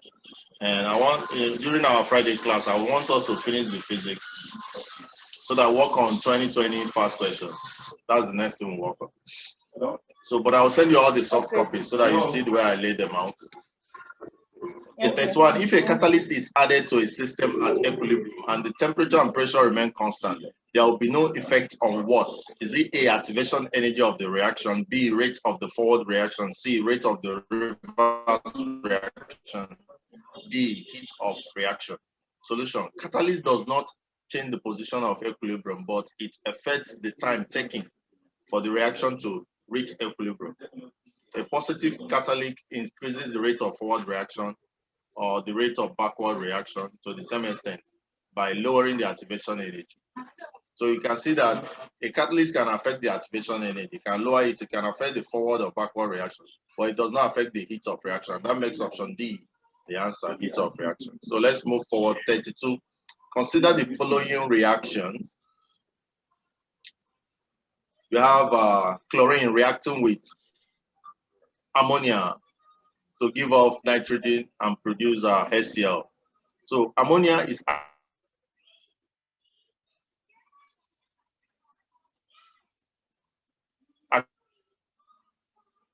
acting as what? A, reducing agent, oxidizing agent.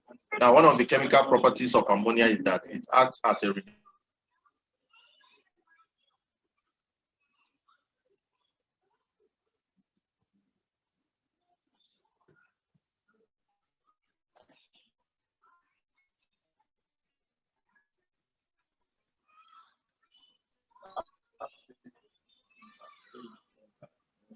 and also with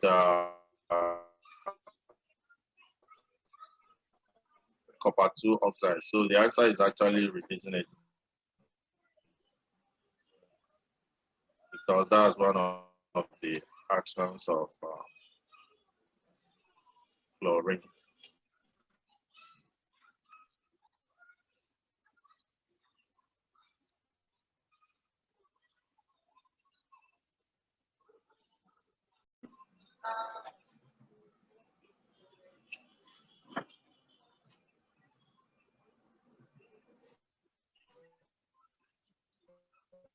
I can see it now.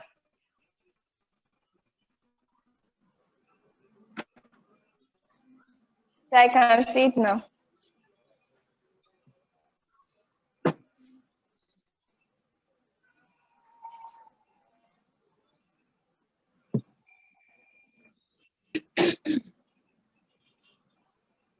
Chika, you see number 33? It's number 30 I'm seeing. I can see Check now. 33 now. Okay, the oxidation number of chromium in Cr2O7 is A plus 4, B plus 5, C plus 6, D plus 7. Now, oxidation number for a neutral compound is equal to 0. So we equate that compound Cr2O7 to 0.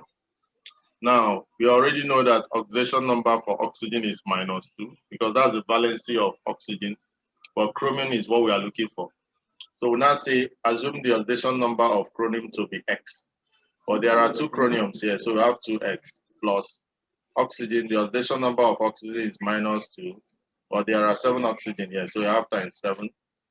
So if you say 2 times 7 is 14, and because of the minus 14, take the minus 14 over to the other side, becomes 14.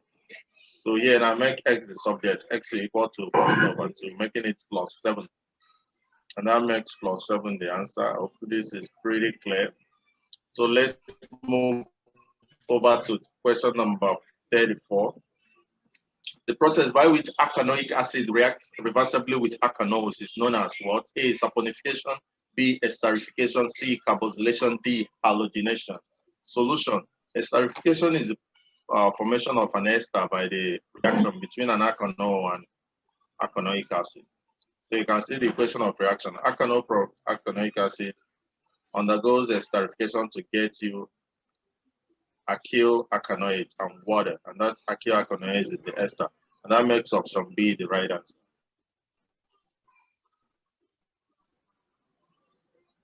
It's a 4, so I should look for 30.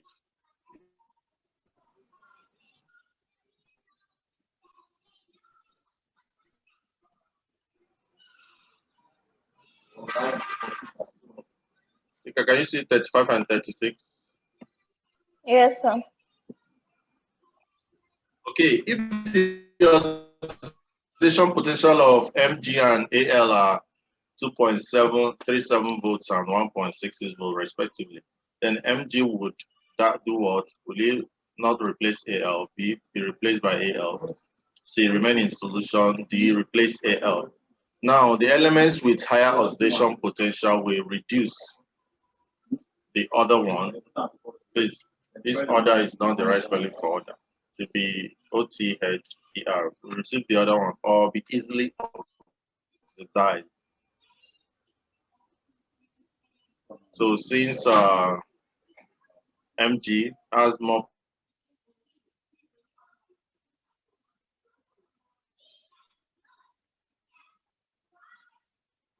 potential than Al, so it will actually easily be oxidized.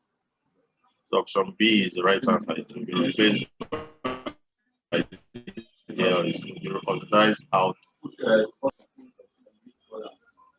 Consider the reaction represented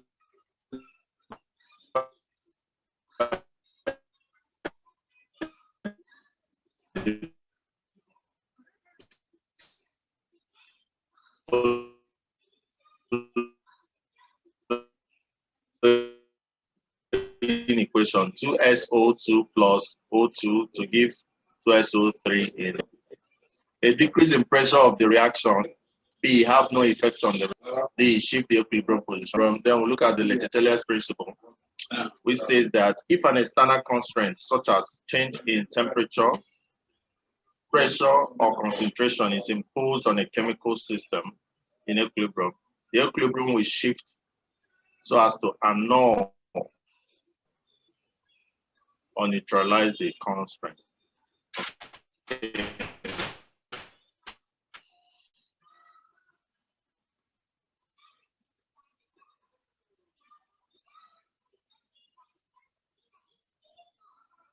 Hello. So considering the equation that we're looking at, we have the product side, we have S plus 1 is 3. So there's 3 here, the total here is 2. So that means there, if you add more pressure to this system, to move in such a way as to annul, so it will move towards here to produce more of the product. But if you reduce it, it move towards the left. So we have C, shift to the left as the right answer. So Chika, I'm going to log off now. I will try and change my internet. Log back in. Just give me a third continue after that. Sir, by what time?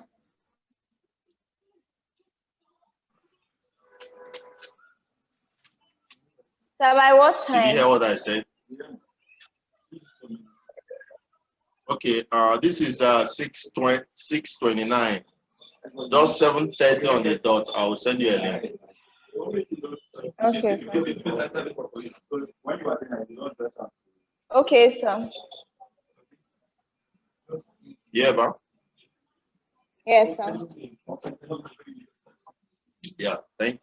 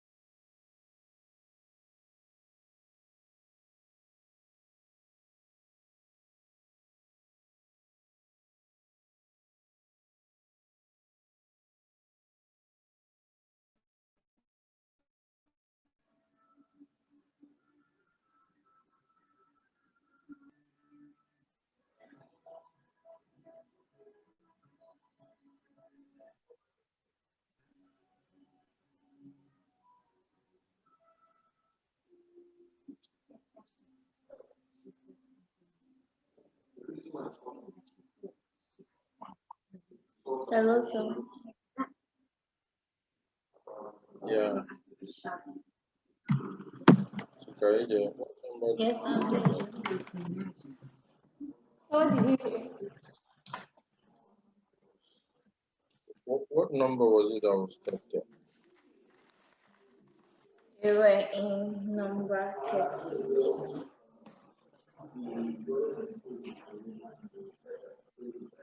26. Yes, 36.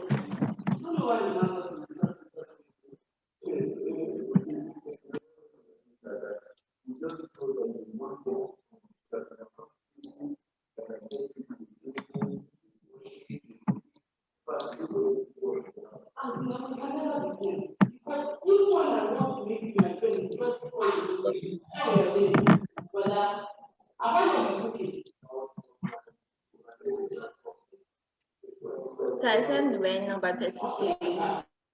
Okay. So continue from 37. Huh?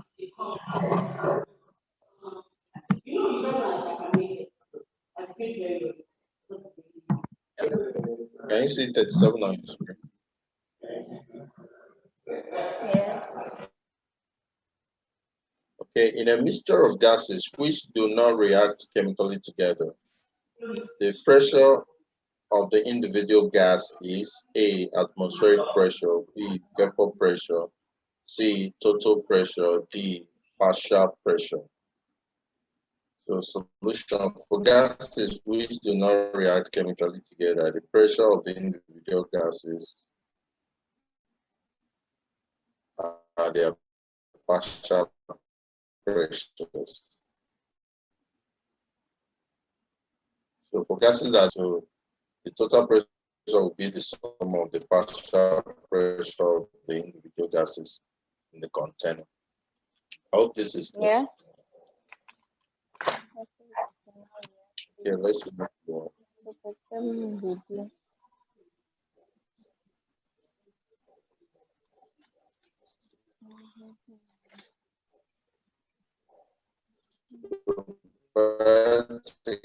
Technologies applied in treatment of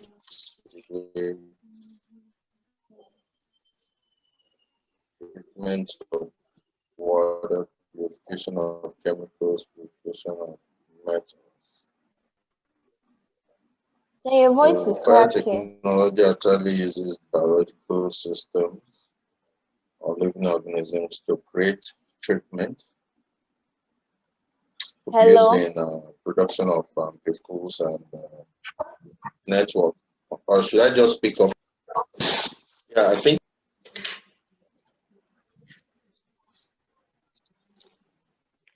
Can you hear What me did you now? say? So I can hear you.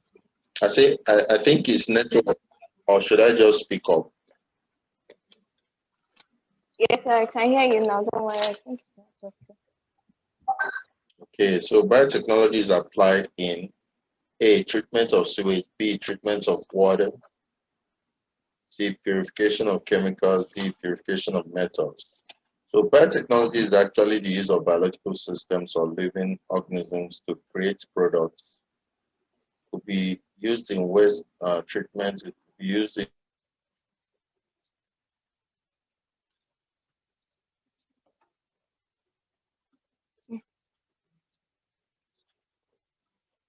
Hello. Hello.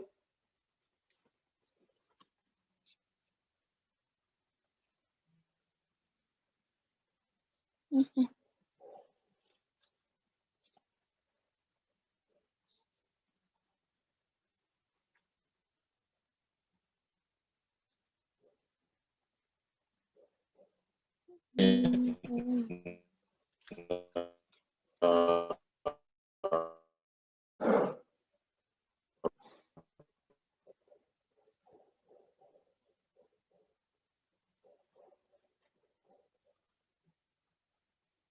yeah. So I said I didn't hear the answer for 38.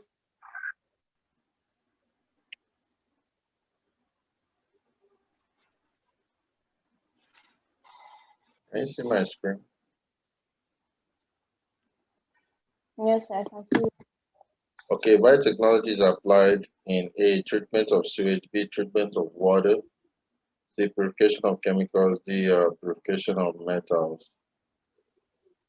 Solution. Biotechnology is actually the use of biological systems or living organisms to create products. Could be used in waste treatment, could be used in production of chemicals for pharmaceuticals and the rest of them. So here you Yes, can sir, what is actually the use it. answer? You can use it in both.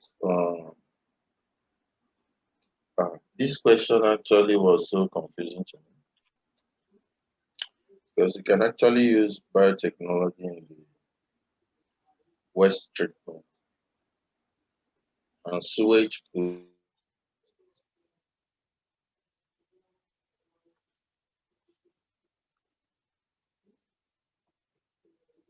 also fall in that line, and also even in purification of. I think the right question would have been where it cannot be used. So in that case, the purification of metals would have been the case there. Yeah. But this just pick purification of chemicals. And I clear on this.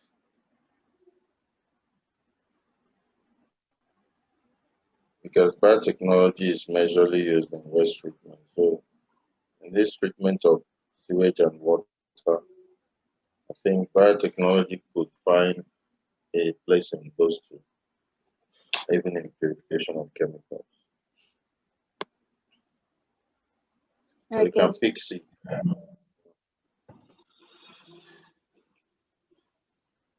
Okay. Let's look for it.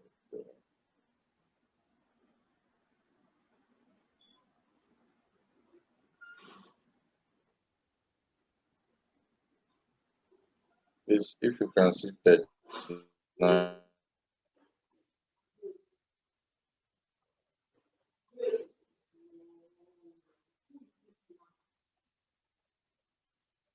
can you see that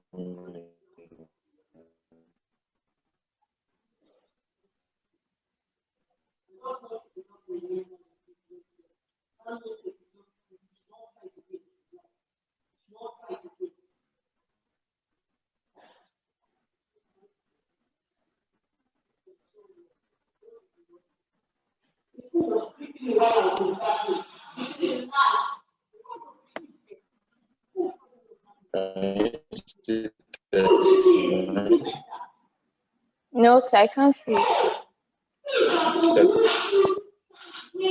Sir, I can't see it.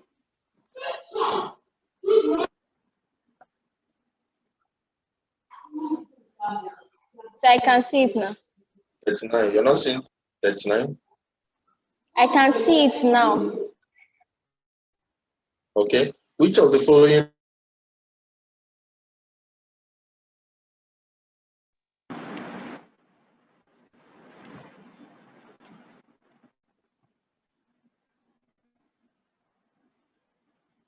are you there? So I'm here. So I can see it.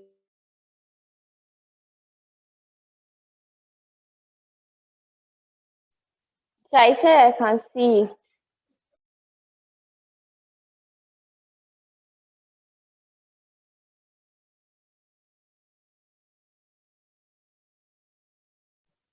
Hello. Hello. Hello. Hello. Hello. Hello. Hello. Hello. Hello. Hello.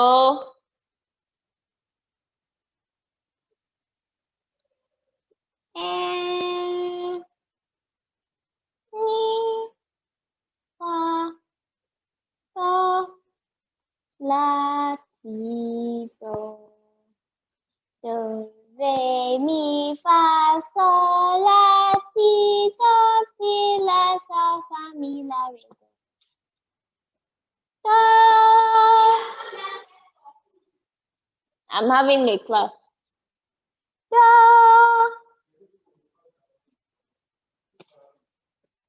da.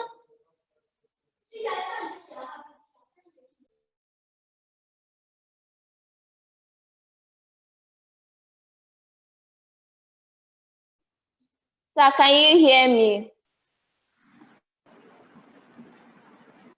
Hello? Yeah. Hello? Can you see 39 on your screen? Yes, I can see. Okay, which of the following organic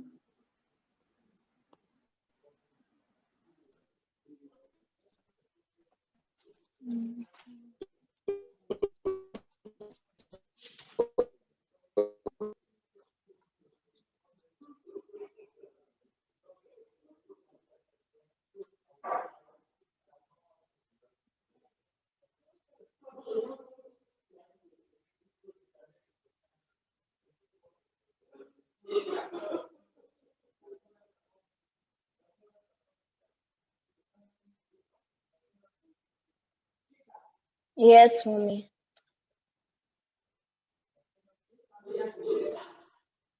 Okay, mommy, I'm coming. Oh, Munachi can bring it.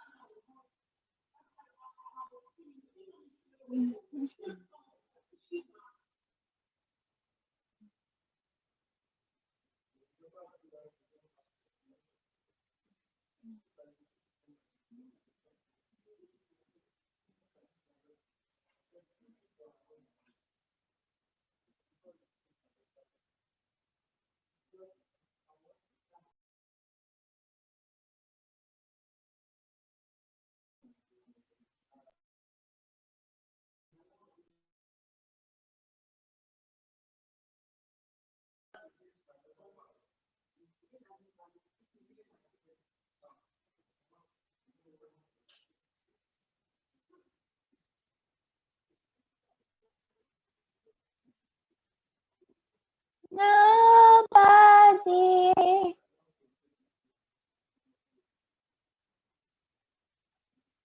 Ah.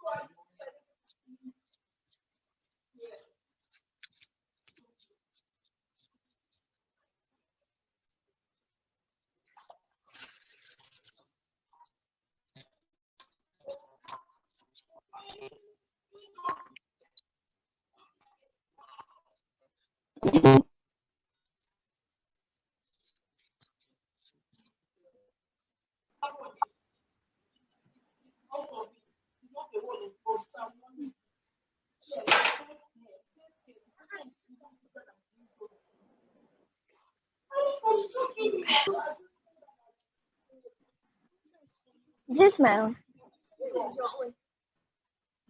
I am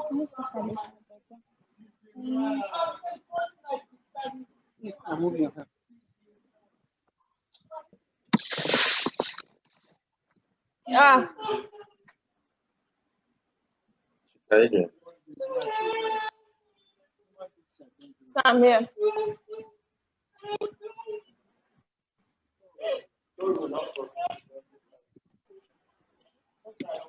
Can we continue? Yes, sir, you can continue. Okay, the network is so bad. I don't know. If it goes off again, maybe we'll do Thursdays and Friday as well. Which of the following organic So what compound did has you the say? lowest boiling point? So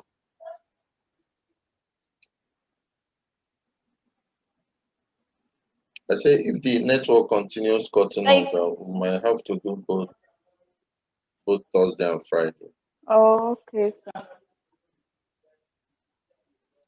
Okay, so let's just continue. So I can finish this. Okay, which of the following organic compounds has the lowest boiling point? A C2H11, B C3H12, C C4H10, D But sir, my C2H2. options here are different. My, Yeah, like my I told options in the you, book are what you different. yeah, like I told you, what you sent Like, me, I don't have they were seat. not clear. I don't have C to H11. They were not clear. So this was what I was able to.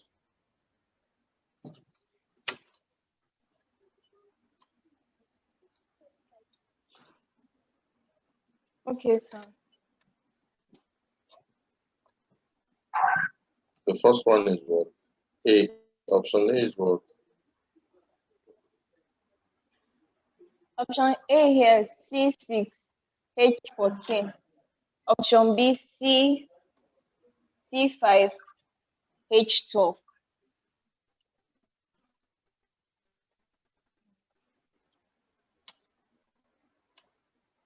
Okay, option A is C what? C6, H14. Option B, C5, H12. Option A is C what? Okay, C6 is okay.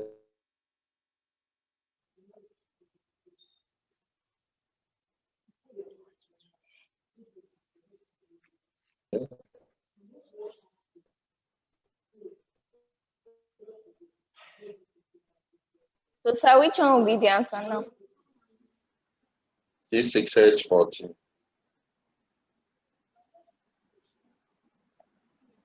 Okay.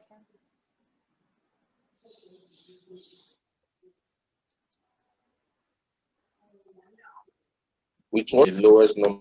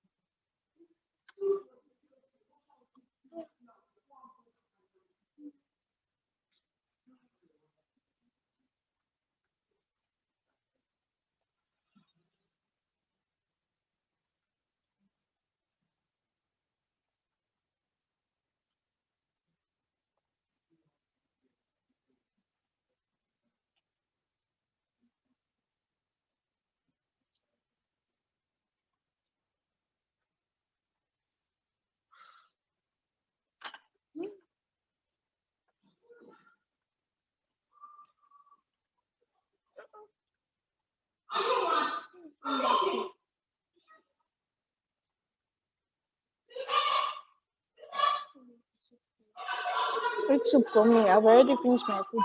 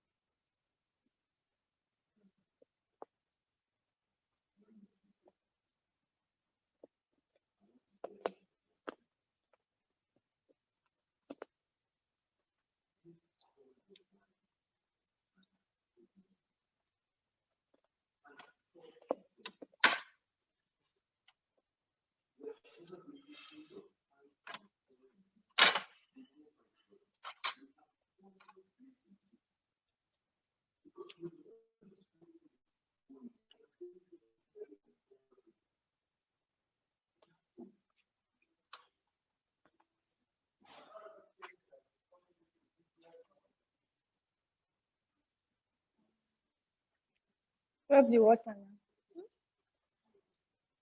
Say drop the water now.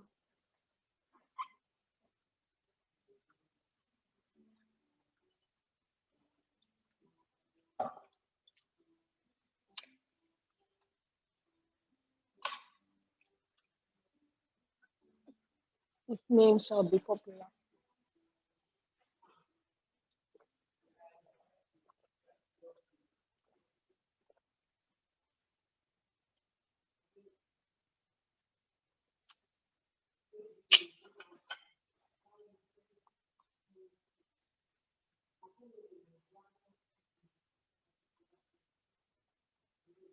What are you having taking so slow?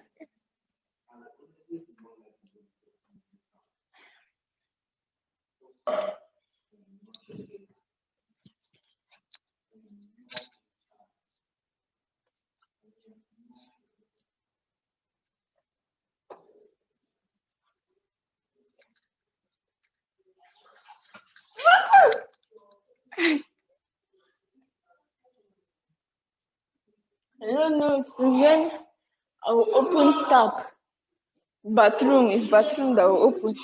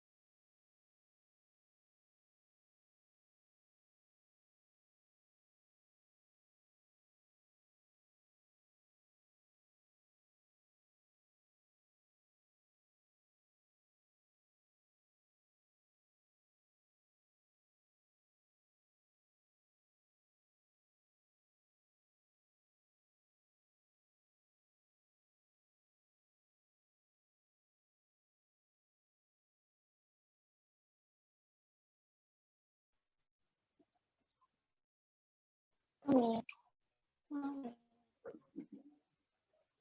mommy. Uh-uh.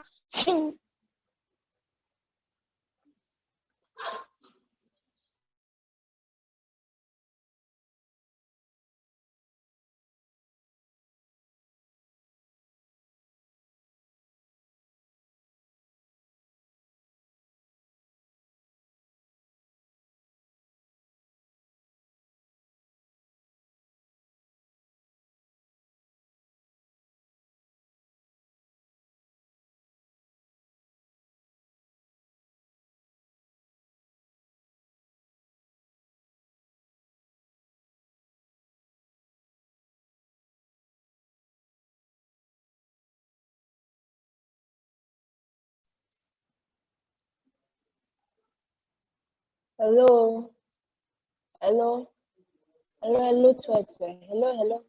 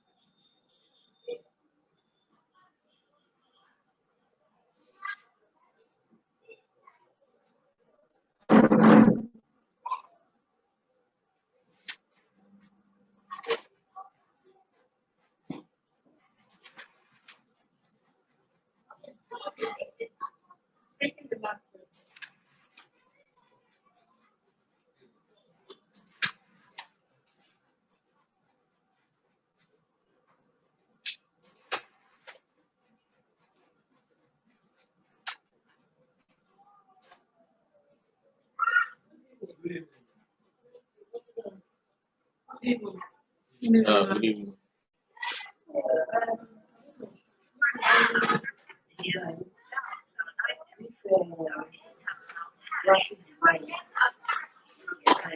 have that glossy paper. No, we don't have glossy paper. So you can't print it out from us. Like, how many of it do you want? No, we don't have glossy.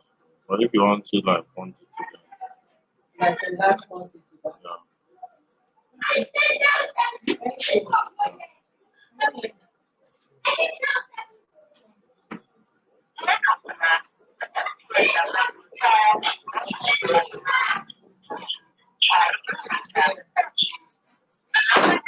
what is it? Alright, so yesterday I was there, today I was there. You know, like 15 naira. You know, like 15 naira, babe. Other than 250 at the bill, 9 pages. 300. I mean, give me my 50 naira, now student master. No, 50 naira is not. Like 50 naira. What are you saying? 50 naira, how much are you reprint? What is 30 naira for? I go from there, now that one will be. But the copy they different. Give me my 50 naira. I don't go see me yet. I will let's see you now. This thing, Like, give me let's see you.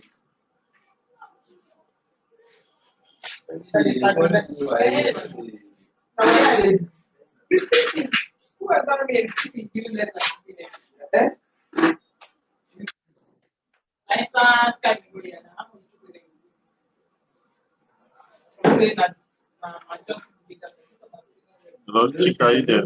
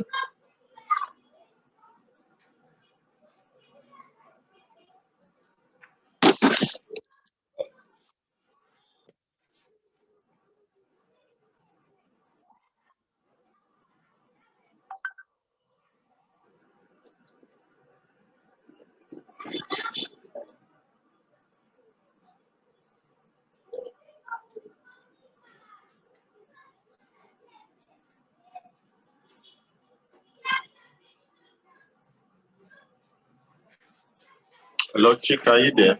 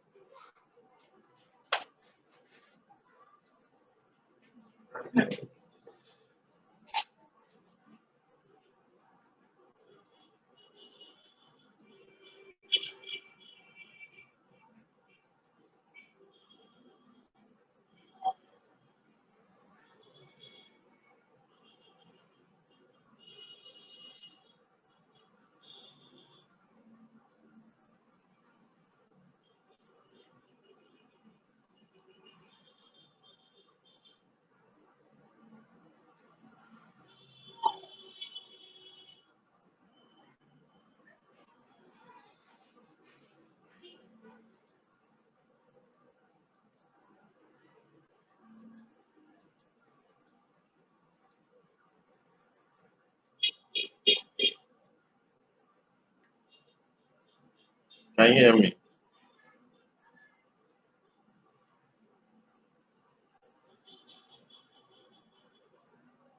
Please, the person tuning in, can you hear me? Can you get my volume?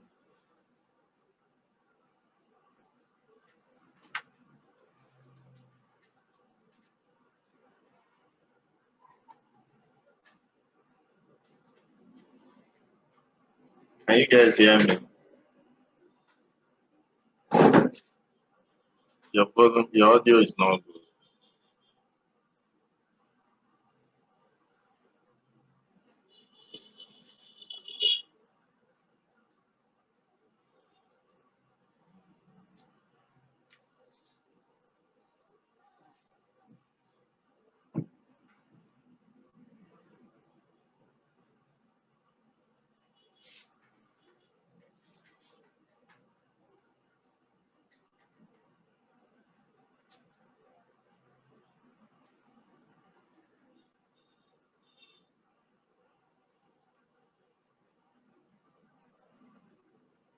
So where are you now?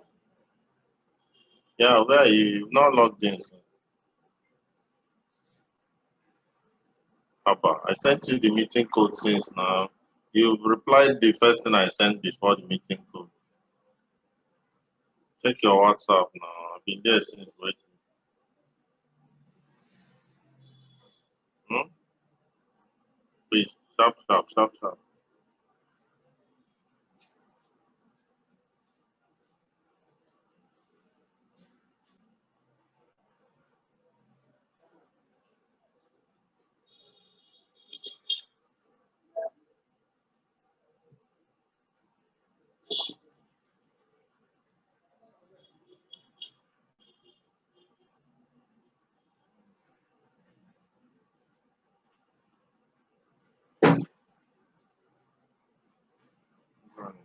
Don't be bad for the design. I don't know.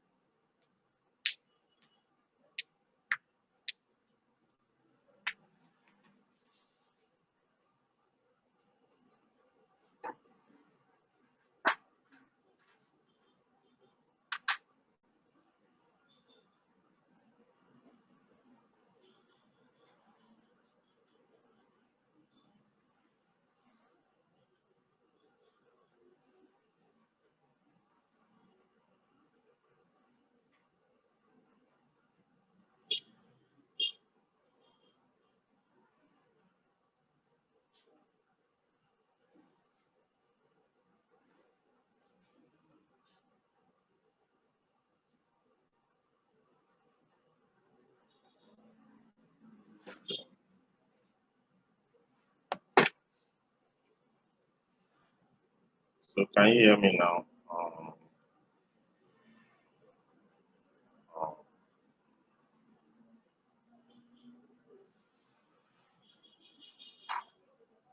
Chimama. How is your name pronounced? Is your audio working now?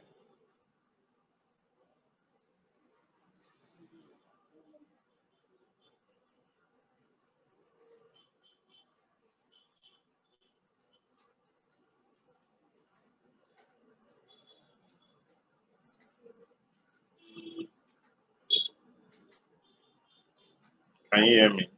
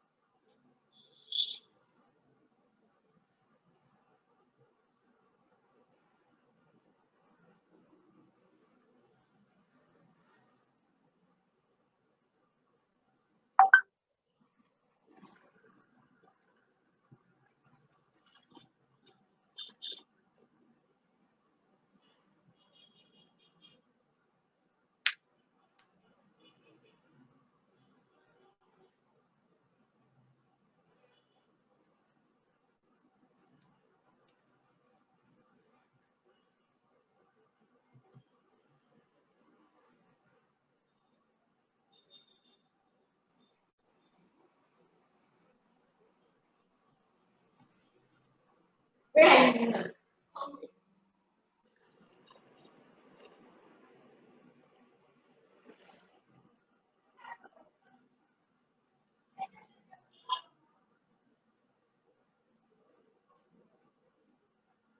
Are you there now?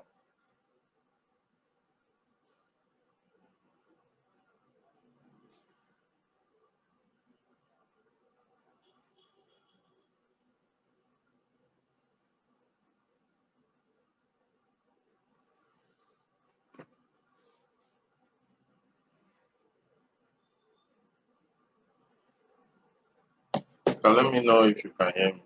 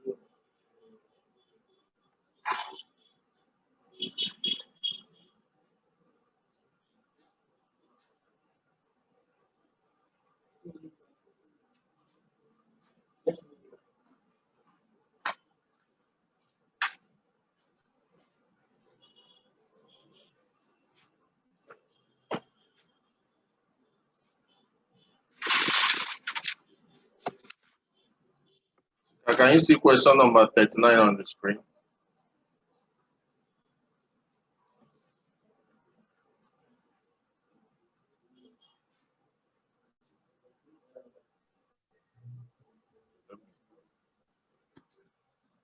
Are you there?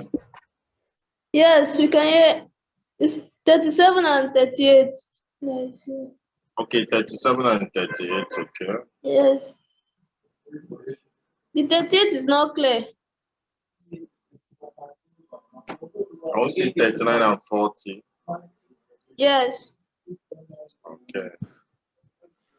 So that's where we stop. We are continuing from 39 and 40. Okay. That's where we stopped from the last class. Chika, can you hear me? I can't hear you.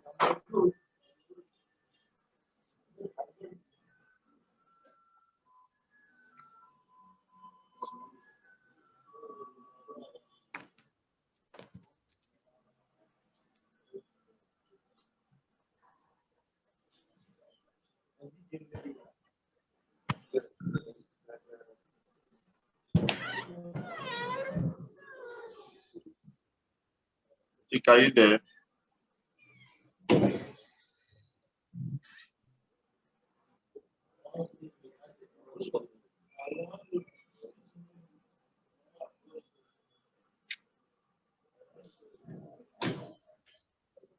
Chika, are you there?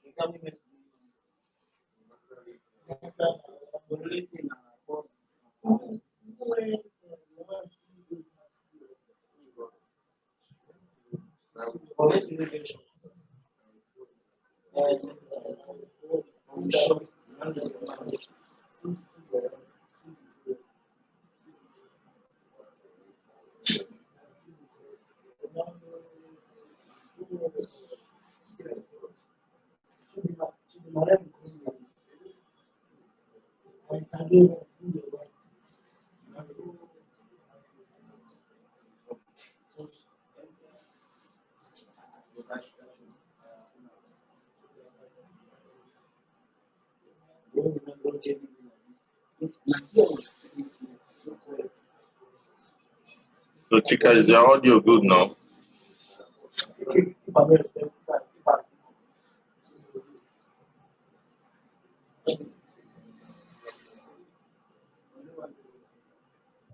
Chika, are you there? Yes, the audio is okay now. No, it's not you, it's the other person.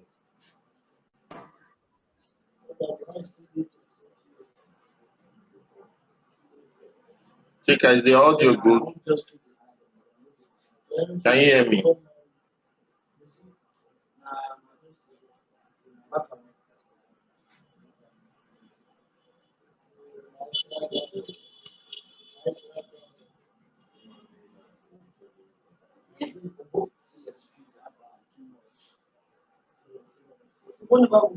Let me do it.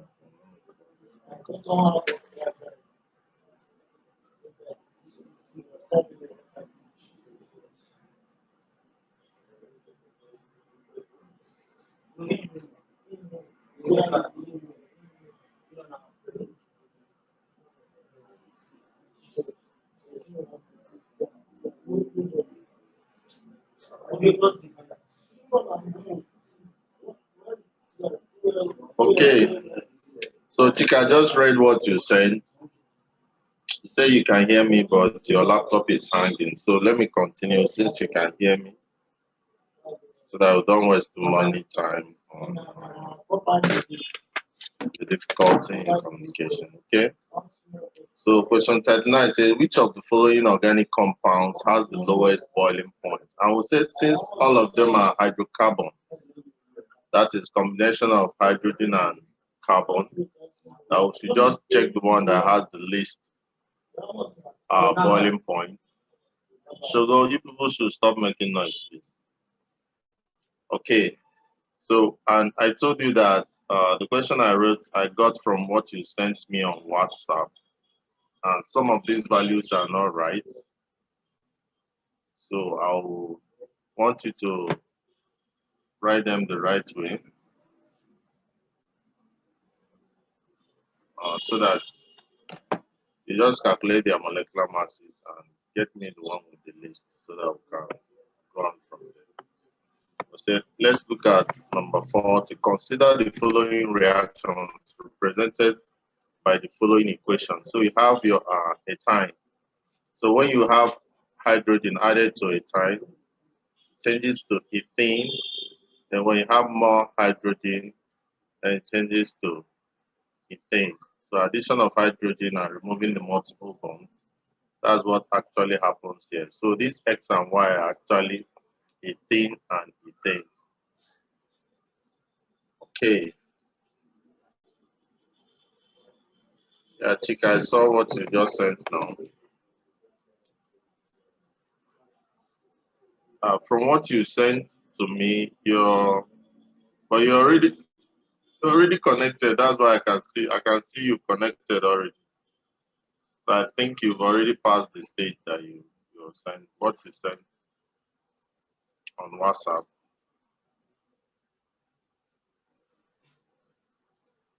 So I think, I don't know why you can hear me, but I cannot hear you. But I'm going to continue. I'll send you the soft copy of all this. So I'll be explaining why I go on. Then I'll send you the soft copy when I'm done, so that you can have the soft copy and still revise on your own. Okay.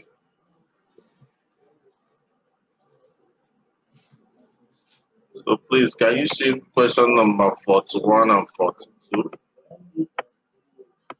Can see 41 and 42? Let me know.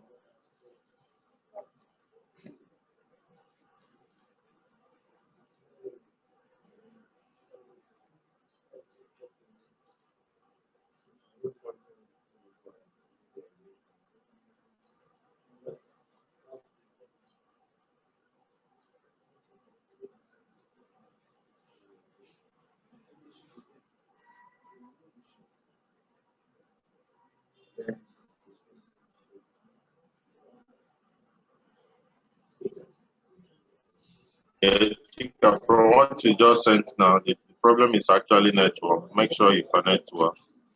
Okay. Good network. Okay, you can hear me now, huh? Yes, sir.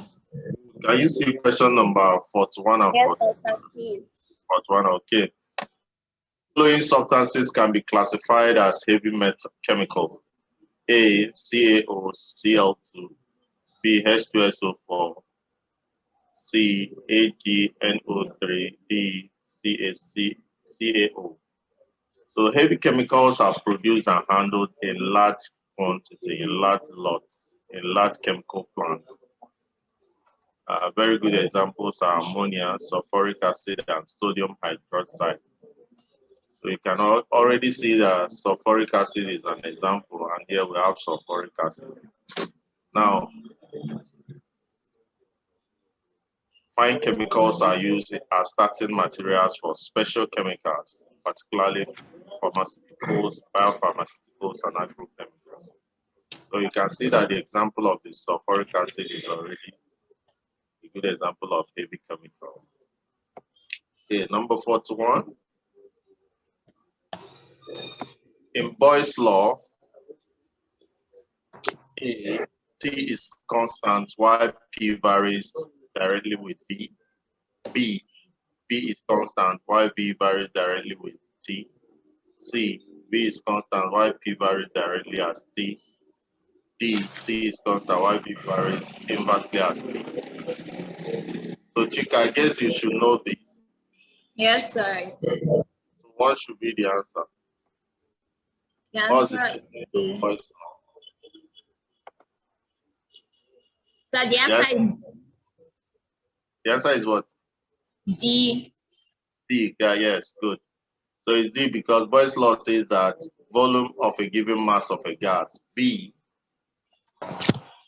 is inversely proportional as to its pressure, provided that T is constant. So you can see that this is the expression, and that makes D the right answer. Okay, let's move on. You let me know when you can see 43 and 44.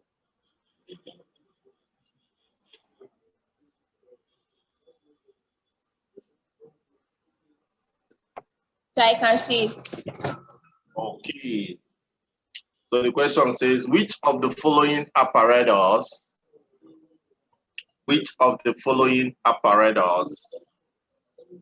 is not used in volumetric analysis?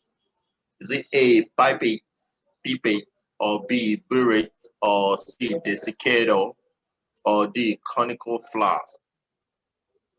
So we have volumetric analysis. One good example is titration. You know, have you taken a titration experiment before in the lab? So we're about to take it. Wow. You're supposed to do it in SS2. So you didn't do titration in SS2? So we did it, but we didn't go to the lab. Okay, you didn't go to lab, okay. So when you enter the lab to do titration, this is actually the setup. You have your tripod stand. You understand? Yes, Then you sir. have what's called the burette. This is your burette. Then you have the pipette as well. Then you have your conical flask. Okay? Okay, sir. You have to put your conical flask under this burette and be releasing the reagents small. Once the color changes, you know that you've neutralized. Then you can measure the volume. That is what we do in volumetric analysis. So these are the apparatus that you can use for that. So from these, what I just explained, which one do you think is not one of them? I think it's desiccator. Good. So that makes it the answer. So for titration in volumetric analysis, standard solution, which is the known solution, is titrated against the unknown concentration, noting the reacting volume so that you can do the titration calculations and get the volume and the concentrations needed. Okay, so let's move forward. Let's look at question number 44. One of the deductions from Rutherford's alpha particle scattering experiment is that A, electrons are negatively charged, B, electrons have negligible mass, C, nuclei of atoms are positively charged, D, protons are positively charged. So Rutherford nuclear theory actually proposed that atoms consist of positive core, called the nucleus, where most of the mass of the atom is contained, and electrons which move around the nucleus. So from this proposition, you can deduce that nuclei of atoms are positively charged, because they actually noted that atoms consist of positive core, called the nucleus. So in this experiment, the alpha particles were scattered because they had the same charge as what the nucleus, the charge of the nucleus. So that was the Rutherford's nuclear theory proposition. Okay, so the answer is C, that nuclei of atoms are positively charged. Chika, can we move on? Yes, sir. We can. Okay.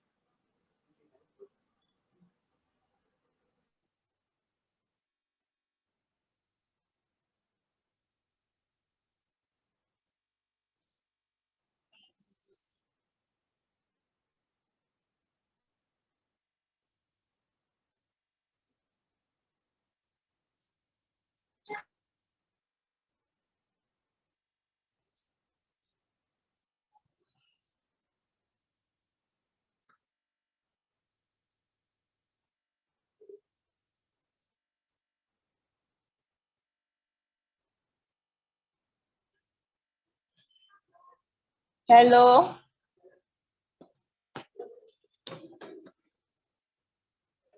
Sir, can you hear me? Yeah? Sir, can you hear me?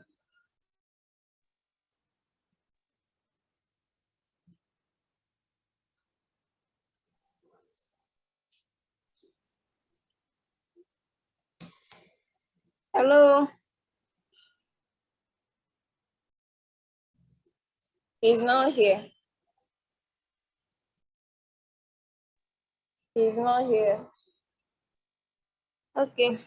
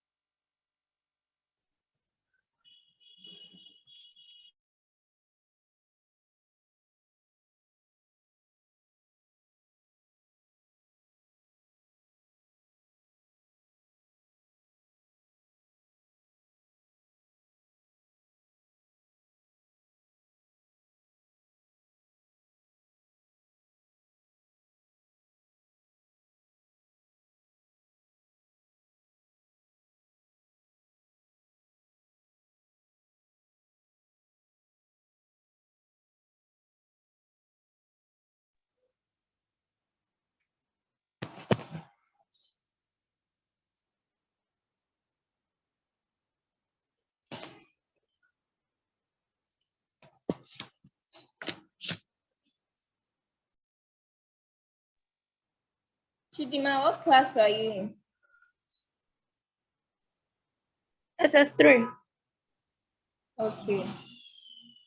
What time is the lesson supposed to be over? It's meant to be over by 8. Oh. 8. Okay. Yeah.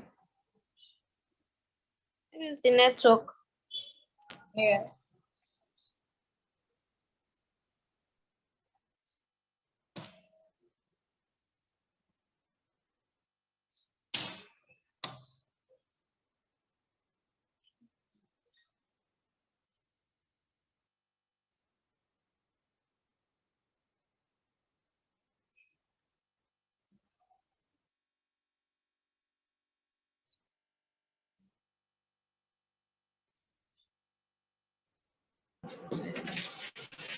I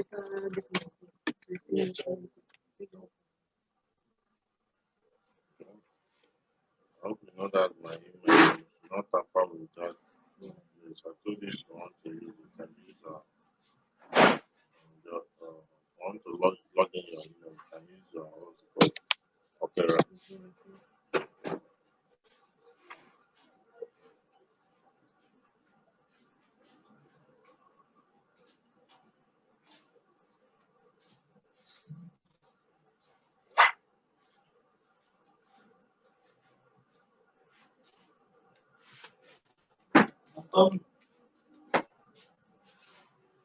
Chika, please, if you can see the screen, let me know. So I can Okay, the atoms copper with mass number 64 and atomic number 29, and zinc with mass number 65 and atomic number 30 have the same number of dash.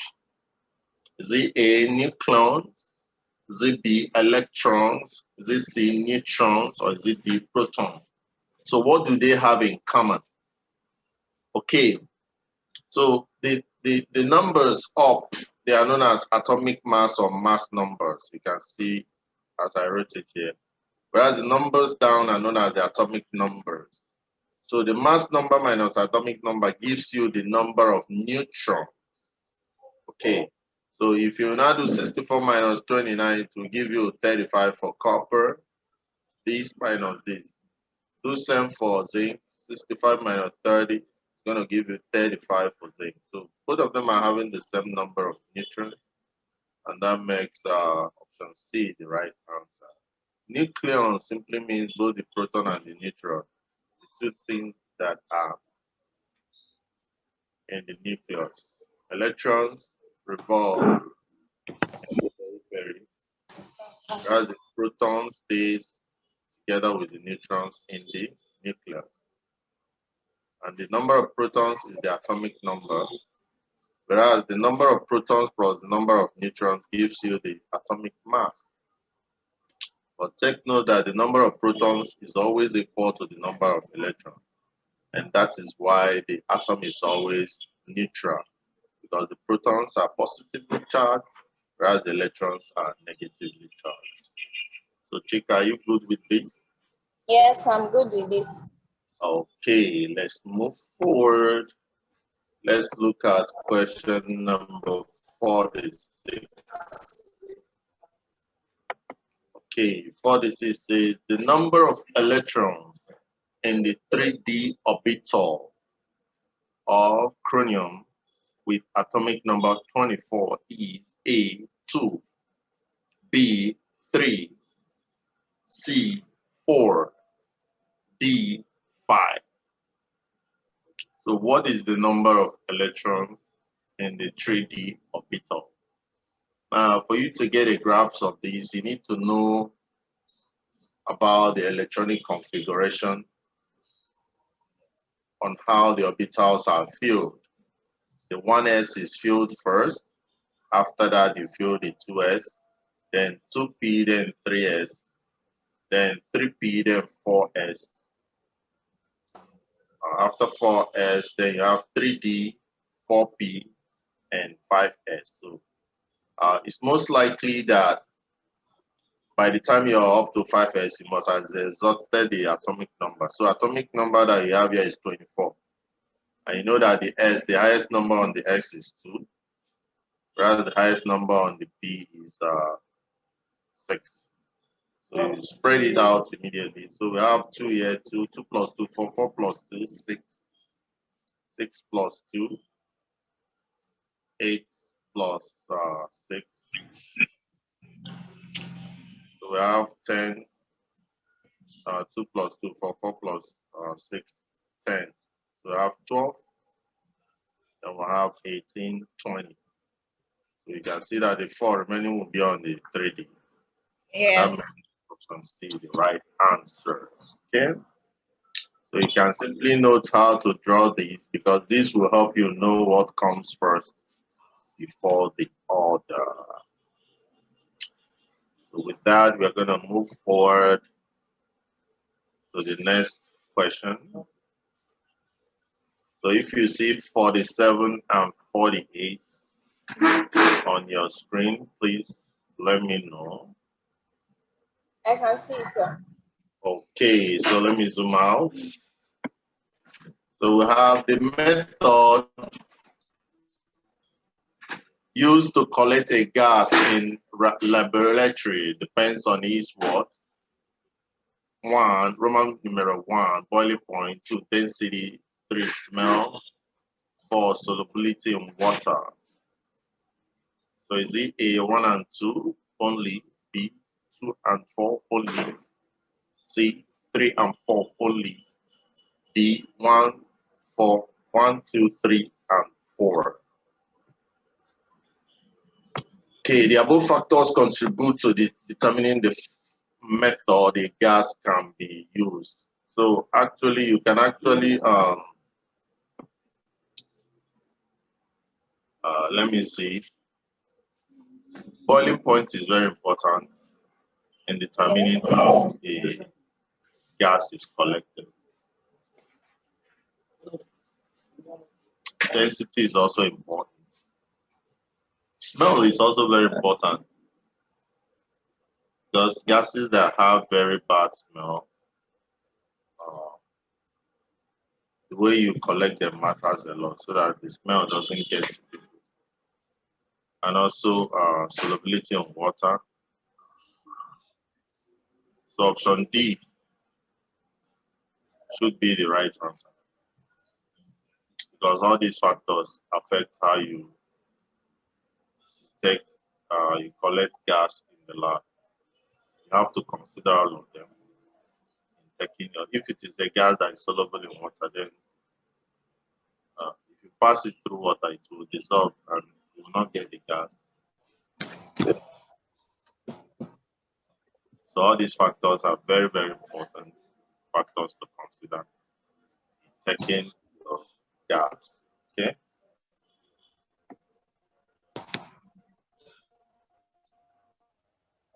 So let's move forward. Which of the following methods is not used for the separation of mixtures? A, chromatography, B, crystallization, C, distillation, D, electrolysis. Chika, you should know this. Yes, I know. So what's the answer? The answer is D. What? D. Electrolysis. Okay. Electrolysis. Electrolysis. Okay. So let's move forward. If you can see,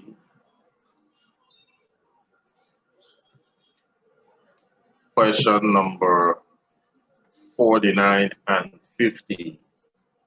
Let me know. I can see it. I can see it. Okay.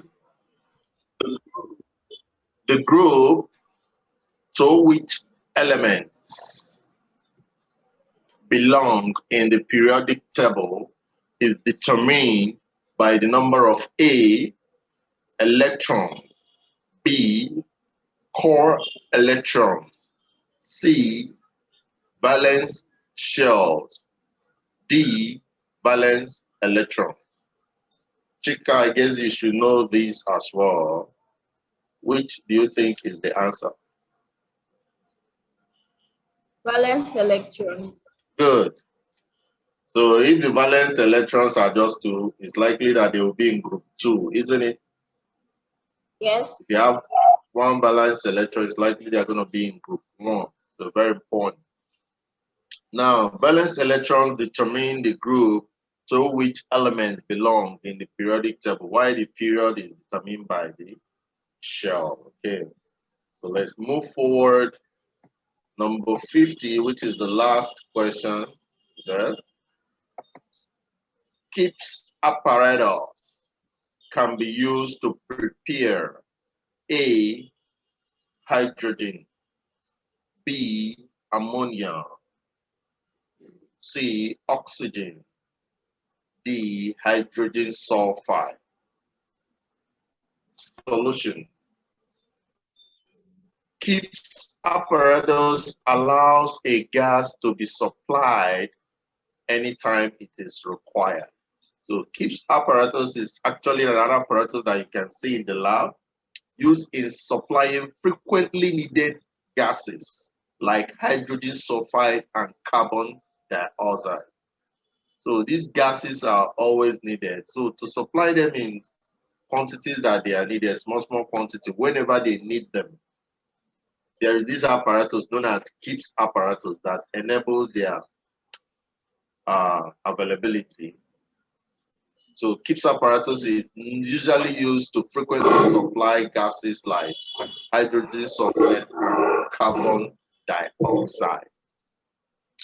So it works with pressure. As you open the tap, the fluid supplies to the solid and the gas is liberated. So from the explanation so far, which is the answer, Chika? H2S. H2S. And with that, we'll come to the end of this class for chemistry. But since we have more time, in the other class, we were having network issues, isn't it? Yes, sir. Can I briefly look at what we did then? Yes, sir, we can. Okay, before we enter physics, let's do that. Okay, if you remember, we started from 27. Can you see 27 on your screen? Yes, I can see it. Okay, the question says, what is the characteristic of the gas liberated when dilute hydrochloric acid is added to iron 2 sulfide? Sir, sorry, this is 2018. Yeah, we are in 2019 Waec chemistry. Okay. So open your book. Can you see it now? Is it corresponding to what you have there?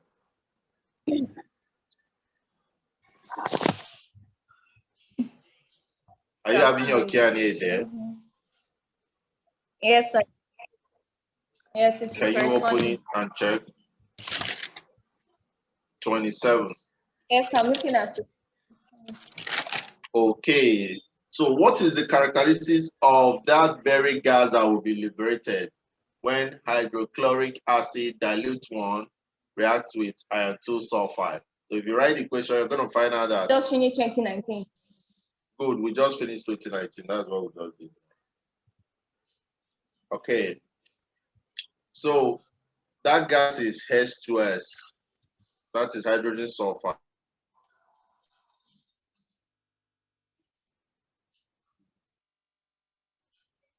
That is 2018. Is it 2018? Yes. Wow, I thought it's 2019. No, that one's. We finished this chemistry. We finished chemistry 2018. Then we are in 2019. We stopped at some point. Okay. Whereas physics, we are still in 2019, 18 of physics. Okay. I hope you're checking well. Sir. Am I right, or are you the person right? Who is right? Sir, you're right. Okay, so we're in 2019. Question number 27, because we already finished 2018. Okay, so what's the characteristics of H2S? Hydrogen sulfide. Okay, hydrogen sulfide is produced using KIPS apparatus by the action of dilute hydrochloric acid on iron 2 sulfide. Now, the test for this hydrogen sulfide is that hydrogen sulfide, physically, you can notice it because it has a repulsive smell like that of a rotten egg. So whenever you perceive a gas that has a repulsive smell like that of a rotten egg, then that gas is hydrogen sulfide. But for you to confirm, in order to be sure, then you have to carry out an experiment. And you can do this using either lead-2 triazonitrate 5 or lead-2 ethanoate. So once you dip a paper in any of these two and pass the gas hydrogen sulfide across, it's going to turn that paper black. So once you moisten a paper with lead-2 triosnitrate 5 or lead-2 ethanoate, and you pass this gas across, this H2S, this hydrogen sulfide, it's going to turn it black because of the formation of black lead-2 sulfide. So from the ongoing, what do you think is the answer to this problem?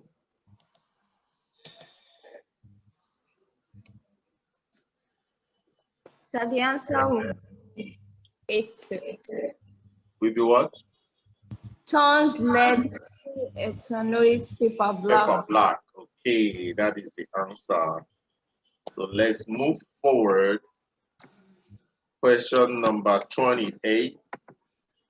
And it says, an organic compound contains 72% carbon, 12% hydrogen, and 16% oxygen by mass. What is the empirical formula of the compound? Given that hydrogen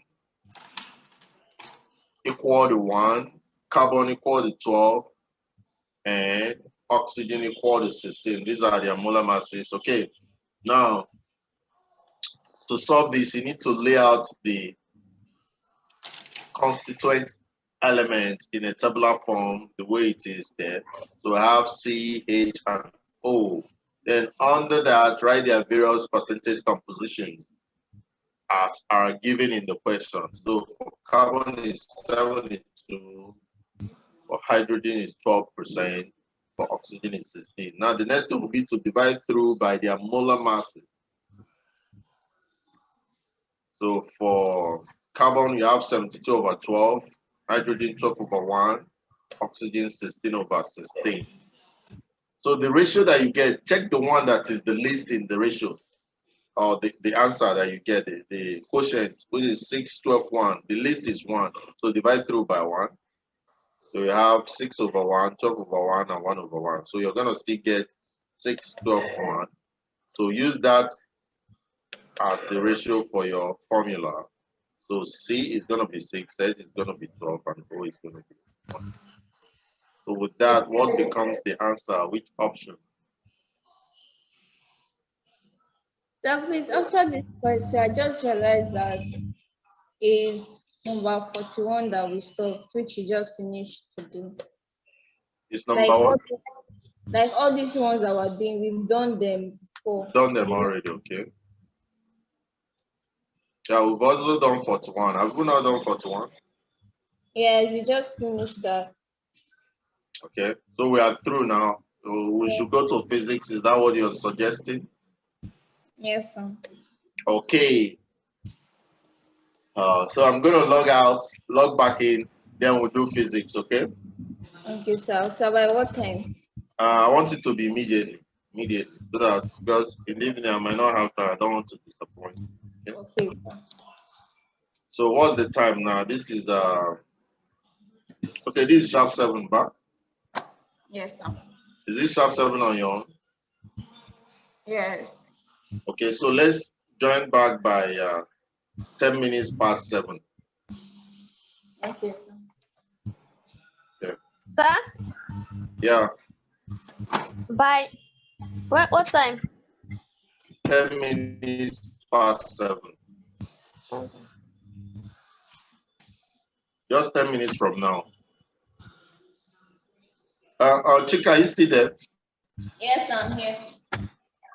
So the physics, what number to what number are we looking at? So,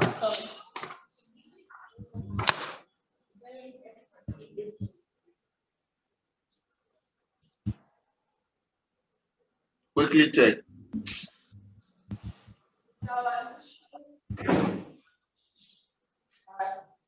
number 38, 20.